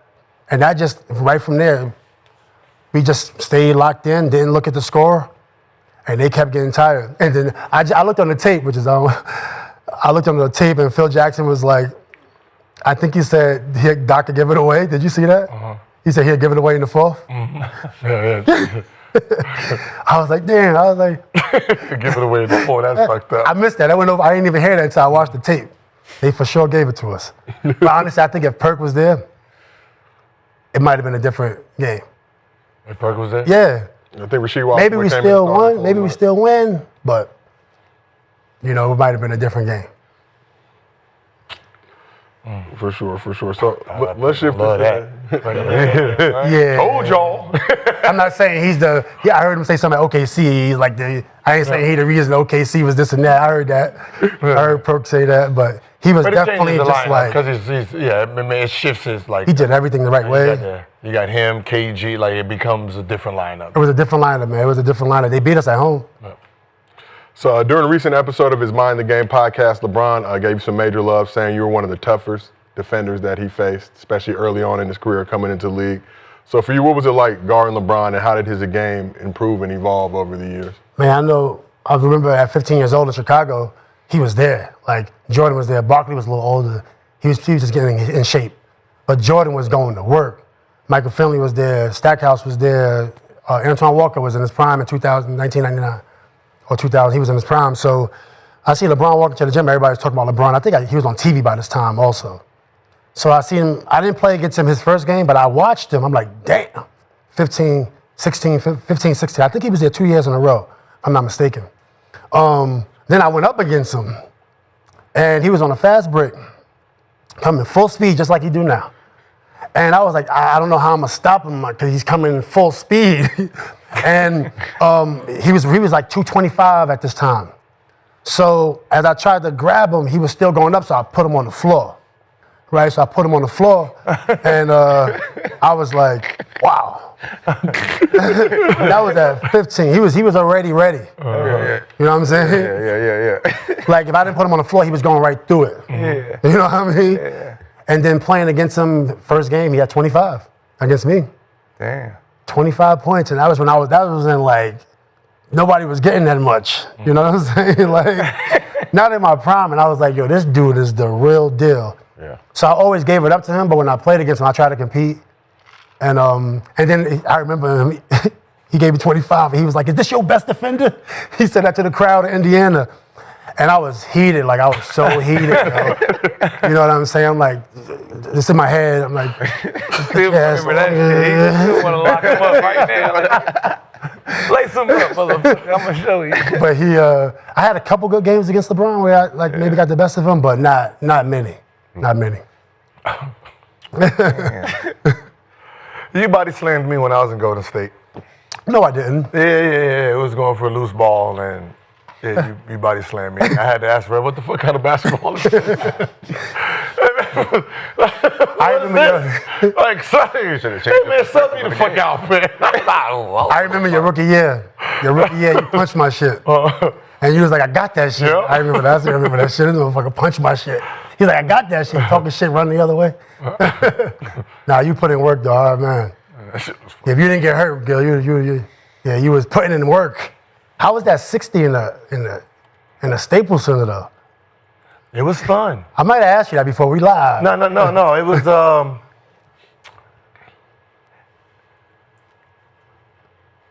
he was at a disadvantage. right? It's always like, so me and we used to talk shit, right? You a coach? No. Me and Luke Walton. Oh. And Luke Walton, Kobe used to tell Luke Walton, hey, tell him I'm bust his ass. And if he guard me, tell him I'm going 1-4 flat. That used to be like the little thing, right? Tell him I'm going 1-4 flat, right? So, you know, just a typical day. And then I started catching heat with Smush, right? So Smush was getting early, and then Kobe's like, all right, I got him. And I was like, all right, whatever play we call him, 1-4 flat. Right, but I'm already kind of like ticking. But the problem is, he don't have Shaq back there no more. You got Mike. Yeah. You got Lamar. You got Kwame Brown back there. Bill Dana. What am I saying? I guarded. He was on my team. Like he ain't fouling like that. No, I'm just saying like you don't have Shaq that's gonna foul the shit out of you and do all that shit. You don't have the structure back there. So. All I know is the rule with him is don't try to do the same move twice, right? He gonna pick up with the mechanics. So if I'm gonna do something, like if I do right to left this game, right, I know left to right next time. So I already knew that style. Like, okay, I gotta. So if you look at the moves, how I'm scoring is all different. Then from there, is just keep attacking because he thinks that all right, if I'm on this side, he's gonna push me down. Like he's playing the structure of the defense, right? Yo, them niggas in the back don't know this, right? They're not smart enough to know if I go past the free throw line, you got to push me down. They got to load over. They don't know that. So all I'm doing is just sitting there waiting. He jump up, gone. That's was that Vladimir back there? Whatever the fuck his name was. He's stupid. Yeah. Like so, it was one of those things. Is I know your team ain't that smart this way. So all I do just gotta keep shooting. Am I the bow when you bow? Were you stunting or was you like out? No. I had 125 tickets. Oh, okay. Yeah, so then half my high school. Oh, they were there. You bounced them? So every time that I came to LA, it was like everybody. It was more because when I was a rookie, we wasn't allowed for rookie or second round. I wasn't allowed tickets at home or on the road, right? So it was one of those things. Is hey, Rook. Give me them tickets. Like, well, first of all, I don't know nobody, so yeah. But the only ones I demanded was in LA. And you bowed to them? Keep my two. In those first couple of years, I didn't have no money to buy any extra. So, so when I signed that deal, everybody get to come to the game. So I had about 100-some people there. So you bowed to them? I was bound to. That's fire. Because we was all LA Laker fans growing up, so this was. They all got on their Laker gear, so it's, So I want to talk about something that happened recently. This is for the whole couch, Metta, you as well. So your former Rockets teammate Tracy McGrady was on First Take this past Friday along with our very own Gilbert Arenas, participated in a discussion about ring culture where he offered these thoughts. We have too many talented players that come through this league that are championship worthy. What I mean by that, if you take them off a team that is a championship quality team, replace me with Kobe with Shaq. I don't win a championship. You don't think I could carry the Lakers to a championship? Like, I've never had the opportunity. Correct. I felt like if I was put in that position to win a championship, I damn sure would show up and do what I do in the playoffs to elevate my team to that level. I just never had the chance. So do I get diminished because I never won a championship? Right. Yeah, that's what is it my fault? That's what they're saying. That's what they're saying. Right. Is it my fault? Right. I was never put in that position. So, question for this couch: do you agree with T-Mac saying he would have won a ring if he played with the prime Shaq? Shit, I would have too. Shit, I would love to. Hey, I would love to have replaced Derek Fisher. Okay. Shit, I'll sit in this corner, boss man.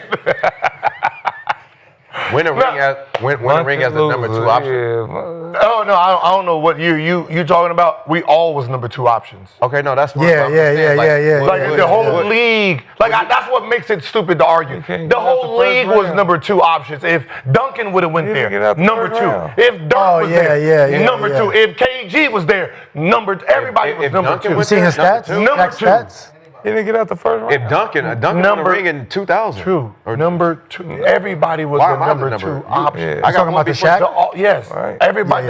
He was the only player that when we're talking about guarding him, You're putting 3 to 4 people. Yeah. Like it was, if you didn't dig down on the first dribble, the person that's guarding him was pissed off. Like, come on, dog. This is what we're not. Come on. You know the game plan. His first dribble, hard dig. Would he be available? Who? Tracy McGrady. He was injury prone, so would he be available? Not early. Not that point in his career. We're talking about 2000, 2001, 2002. Yeah. So you saying He averaged 32. You saying what year? The Orlando. He's talking about the Orlando. The Orlando T-Mac was early in his career. That T-Mac was crazy. But I don't know. Right there, I don't think the work ethic The would have been Orlando there to be able to win a T-Mac. He's championship. saying if he took the Orlando T-Mac that averaged 32 and that, and you replace him and put him with Kobe, he's the same person. Yeah, it was a point in time where That's what he's T-Mac. talking about. He's talking about that time. That's It was a all point in he's time where T-Mac was like, we were saying it. It was like a point in time where everybody was like, "Oh, who's better?" It was a point in time like for 2 or 3 years. That was the conversation. Then Kobe. Everybody thought I was stupid when I said Never got out the first round. He's not. Dog, what are y'all talking? We get the He's Orlando 32. We get that. You're not doing 32 and a half. He's not saying he won. He's saying you're wrong. Are y'all two stupid niggas? But he's saying if you take me and put me in there, I can average 22 and win the championship. That's what he's saying. I don't know. Kobe was averaging 30. Like Kobe was averaging 28, 20. Yeah, 28. The first year he averaged 22. But what he's saying, if you just put me in there and I'm doing what I'm doing, I'm the second option and I'm playing my role, shit, we can win a championship. What makes me not win a championship? Well, you know, Shaq he's not saying he's gonna be there and do that. He's just saying you put me there. Everybody say the same shit. Well, if you sub me with motherfucking Derek Fisher, nigga, I can win a championship with Shaq. We don't know that. Yeah, we do. We don't know chemistry. We don't know that. Goddamn. We don't know that. Oh, damn, y'all just argue. The nigga got what he said to work. Niggas with You just want to put people next to Kobe. Since y'all wasn't in the league, were you in the league then? Do you think the Orlando, the nigga that won the scoring time, if you replaced him with Kobe, does he have a chance to win a championship? I mean, under that scenario, probably. Okay. Kenyon? Oh, yes. Okay. 100%. Okay. The people that's Can there. you also set yourself in that same position? It is one. You was 12. Damn. I'm saying, in that, Your work ethic ain't like Kobe. but you know, Shaq chose. That shit to do with it. He chose to go to the Lakers. Has a lot to So he do. chose to go there. There's 20 on that team. Yes, it does. 28 Damn, and nigga. Yeah, it is when you got a motherfucker averaging 35 in the finals. It's more than enough. 38 one year too. More than enough. Kobe, you don't ever put Kobe and T-Mac in the same They did. They Well, did. don't. Well, don't. Only for a couple years. Hold on. Hey, I said it. Hold on. It was only like 2 years. Hold on. Hey, Listen. We don't want. Hey, I'm sorry. Hey, y'all. This is where we need to be. Oh, this You that show I was guys watching on How about this? Let's try this again. You guys wasn't there, so was hold there. on. Right, y'all was So there hold being a on. fan. So hold on. Being a fan of who? Hold on. Them niggas. You wasn't there. Them You wasn't niggas. there. Kobe and Shaq, being a fan. I said it. Fan. Y'all said I was stupid. Can was you being a say fan? it exactly again? Everybody was there. No, you said, hold on, so you said everybody, right? Everybody was there in the You got me, hey, It so was first and foremost, you got me It was fucked only up. 3 people in y'all area. So hold You got on. me fucked You up. wasn't I gotta there. take it You was in first middle. and foremost. You was in middle school. You was in middle school. You was in high school for the 12th time. So we don't want to hear metal. That's not true. That's not true. Hold on. Metal, bro. This is loser talk. This is loser Metal. talk. Can you tell me? This is loser talk. Can you tell me exactly when Kobe had 3 rings and T-Mac was doing what T-Mac was doing? What were we saying again? In that era, it was about 3 years where everybody was saying they didn't know who was better. They didn't know who was better. It was just in that point in They time. act like I was not there and I was not in the locker room and we was having these discussions and one was 3 rings. Hey, this is Jesus, right. They act like I made it up myself. You act like you came up They act like I made this shit up my fucking self. That's fine. It wasn't my opinion, nigga, it was a fact. He came on here and said the same thing. And y'all want to argue with the niggas that was there. It can't That's how y'all it sound can't be a fact if you don't get out the first round and do shit. Come on, man. So how you gonna compare yourself to Kobe? You can't compare yourself to 30 or 40 in those rounds. I'm not necessarily comparing them because how I felt at that time, I felt Kobe might have had the edge personally. 82. Personally. I might have felt Kobe had the edge, but everybody was saying. Personally, it has nothing to do with, what'd you say? Everybody. Yeah, I felt it personally. I feel like maybe Kobe had the edge, but everybody was saying like, yo, T-Mac is nice. That's what people were saying. They were saying you was the best player in the league. No, we were saying nobody said that. We're telling you what was. This is not Gilbert. 2016. We're talking about what was being said in real time in 2002, 2008. We're talking about 2002. What was being actually said, dog? That nigga was averaging 29. He was third in the league in scoring. Who? You. This nigga was averaging 32 a game, scoring, nigga getting triple teamed. Nobody in the league was guarding T-Mac. That's what the conversation was. Y'all thought I was just capping. I'm not. There was a reason Kobe was feeling some type of way. It is amazing these days, right? These niggas are stupid. Rather argue like instead of listening. You niggas will always think y'all right. You're not right. We were there. I don't have to agree with you. I don't have to agree with you. I don't give a fuck what y'all. I don't have to agree. What is your take? What is your point? No, you are wrong. You niggas stupid. We're there. We're game playing. Niggas act like I gotta agree with you, motherfucker. You don't have to. You're not right. Shut that shit up. That shit get on my nerves. In 2002, from 2002, can you tell us? Thank you. You niggas don't have. Y'all not right. Let's go. We're not right, and we were there, and we're game planning. We're talking. We're guarding these two men. We're not right. I know he bust y'all. Now you tell us what was being said. How about this? What was being said in 2002 then? Since we're wrong, tell us what was being said in 2002. I don't know. I was. Then shut the fuck up. I was a Kobe fan. I don't give a fuck what you're talking about. If you can't get championship, all I know about what Kobe was doing in LA. If you can't give me an answer, then, and I ask you a fucking question, then shut the fuck up talking about it. All I see. I'm asking you a question. All I see is in afros out here. 2002. Can you tell us what was being said? The parade, at the Can parade, you tell us? I hate you niggas that got opinions and then you don't have an educated fucking answer. T-Mac and Kobe. I heard Kobe at the parade. I'm asking you an educated question. I didn't hear, T-Mac would have been Kobe if he was fucking question like a fucking man.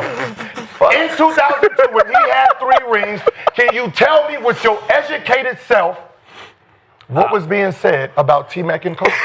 Since we're wrong, what was being said? I just heard. I know you don't fucking know. Kobe and you ain't even got that. I know you. Nobody was talking about a nigga that lost. It was always niggas that won, Kobe or Shaq. Who was better? So that's what you found. That's all you heard. That's all we heard in middle school. Kobe and Shaq winning championship. In middle school. Now, what did you hear in 2002 as a professional basketball player playing against Kobe and T-Mac? Let's hear what you, because we know what y'all heard in middle school from the LA media. It was definitely harder to guard Kobe personally, but collectively, I mean, it was games where T-Mac would go to work too. But when I was guarding T-Mac versus Kobe, it's a different player.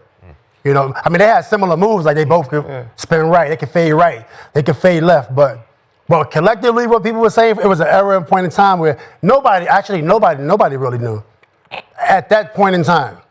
And one had 3. I'm not saying that, just at that point in time. Sounded like it was a lot of haters in 2002. Oh, no, look at these niggas, man. Emotional. No. We just telling you what was being talked about. These niggas is offended what was being talked about in 2000. I probably Legos when that shit was going on. They don't know what the fuck. I probably had a harder time with Kobe. Y'all didn't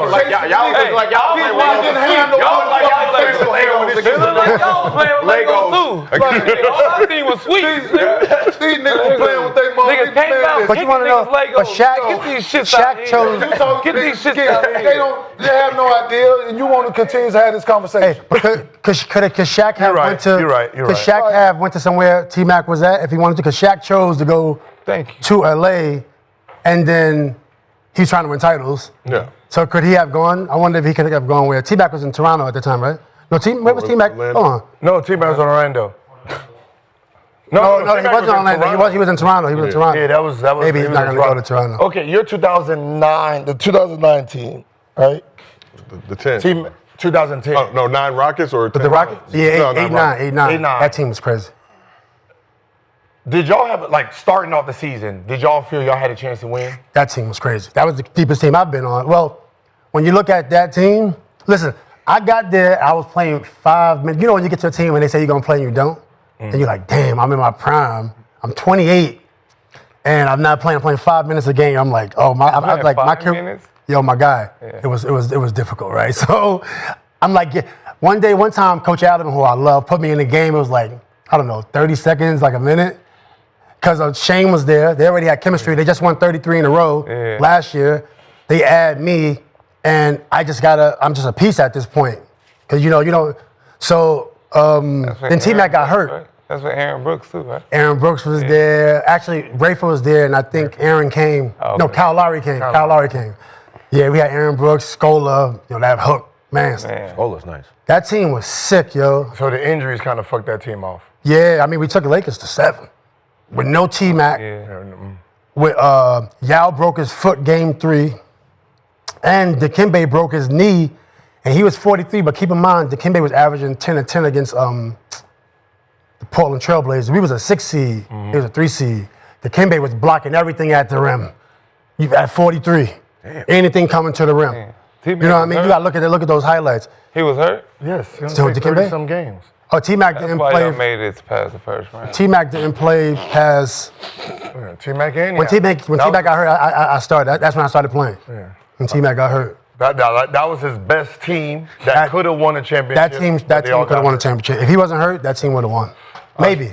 So I got one last question for you. I think it'll unite the couch, something we can all agree upon. So back early 2000s, you were one of a handful of players to promote what some thought would be a revolutionary product for the game of basketball, the D-band. Let's take it back. Yeah, Let's take a look. People bring that up. The D-band. My goodness. Time will tell, man. I'm not giving up hope right now that the D-band Every slam magazine will find its footing someday. Bay magazine. You got Jamal Crawford yourself, Eddie Curry, Stack was involved in it as well. So I want to know how did you get signed on to be one of the faces of the D-band, and were you actually rocking with it? Like, how did they convince you to take that photo? I'll tell you how. This is, all right, so, when you get into the league, well, in our era, we wasn't getting paid like this era. Right. So if they give you $5,000, you just fresh out of South Central or Compton, wherever you know what I mean, and you get, even though you're making a mill or whatever you're making, in your contract, when somebody offer you $5,000, right, you're like, damn, I got another $5,000 in my pocket. So you take the $5,000 for anything, and you don't really have a strategy in terms of your manager. What's your strategy? Yeah. You know what I mean? Like Jordan, it was Jordan. With Metta, it was rapping. It was this. It was too much, right? So this is lack of good management, man. That's what this is. But how, Metta? Look how many people are rocking the D-band. Well, I don't want to give shout out to the founders and owners. You tried your hardest, but I mean, they said the sweat. They said it was going to keep the sweat coming from your right, from dripping. So they said this part's going to absorb the sweat. I'm like, oh, this is dope. It's going to absorb the sweat. Man, it's a funny thing. People still bring this up. Look, we on Gil Arena. Look, y'all bringing this up. Because it's the D-band. The D-band? Did the NBA even allow you? I wore it a couple times, man. They allowed you to wear it in the game? A couple times I wore the D-band. Wow. The D-band, ladies and You ain't got no soak it up. man. Hey, were you on the team with Lynn Johnson? He look like he mad. Look at Jamal's face. You remember him? Jamal's like, what the? Nigga, you remember him? Lynn. Okay. He was nice. You know who else? Dallas. 7'4" then you used to mess with. The center. Oh. Fat now, he big as hell. Oh, he's a wrestler. Yeah. What's the fuck? John Ramos. Yeah, John Ramos. Party He's a John wrestler. Hey, look, so Lynn Johnson, funny shit. So I don't know if y'all know, he got like 1% body fat. So after a game, so he's all shredded, right? So after a game, so he always go get his food, right? Go from Whole Foods, eating grapes and lettuce and shit. So after the game, he got in, had to play.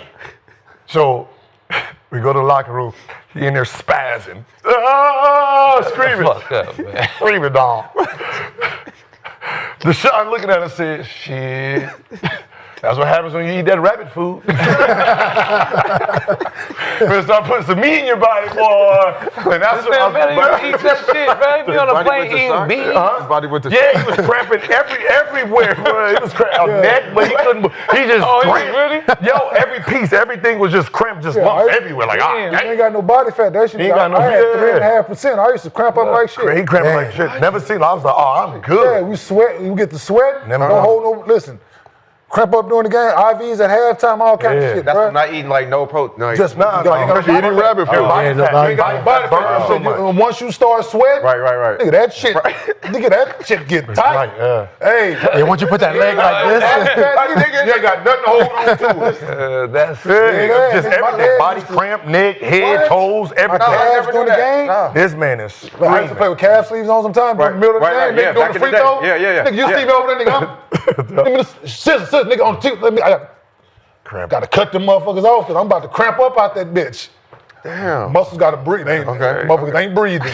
Ain't no oxygen, none whatsoever. Imagine just imagine you in there just cramping up and the motherfucker something like that. Yeah, man. Yeah, but you know what happened, you know, we were stupid. Man. But shout out to the D-Band and shout out to Metta World Peace pulling up to Gil's Arena. We appreciate you taking time out of your schedule yes, sir, man. Thank to come do it. Been a glorious championship Monday here in the arena. Once again, congrats to the OKC Thunder winning the first chip in franchise history. Thank you for everybody. Gil, good to be back on the couch with you after our 2-day absence, doing what we had to do. Take care of Look, business. I'm going to just be honest. No, you are coming to work the rest of the week. I might not be here tomorrow. I might not. Ain't no flights to OKC, Gil. If the flight is at, the parade is Oh, you gonna go? 10:30. What? Watch it on TV with us. The parade. Oh, yeah. You going to OKC? You never been to the parade before? No, I have. Yeah, so why can't I go? Oh, you right. Because it's the Thunder. But you got one in 2026 local. You ain't get. No, but what I'm saying is, as a big basketball fan, I've never been to a parade. Like They gonna let you on the like the Dodgers won last year. I wasn't a Dodger fan, so hopefully they can win one this year, and I get to go to the parade. Like, are you gonna be able to get on the truck? bus? Be on the back of the truck and No, all? I want to be in there. I want to be with the fans. He'll be in the Uber X tailing Right there on the sideline. Hey, nigga. That shit is They're one of those. They do jump in They the sit there and shit there like, yeah. Yeah, you better bring your ass to work tomorrow. But appreciate everybody to the chat. Appreciate everybody on this couch. This has been another episode of Gil's Arena presented by Underdog. Whoa, whoa! We will see y'all tomorrow.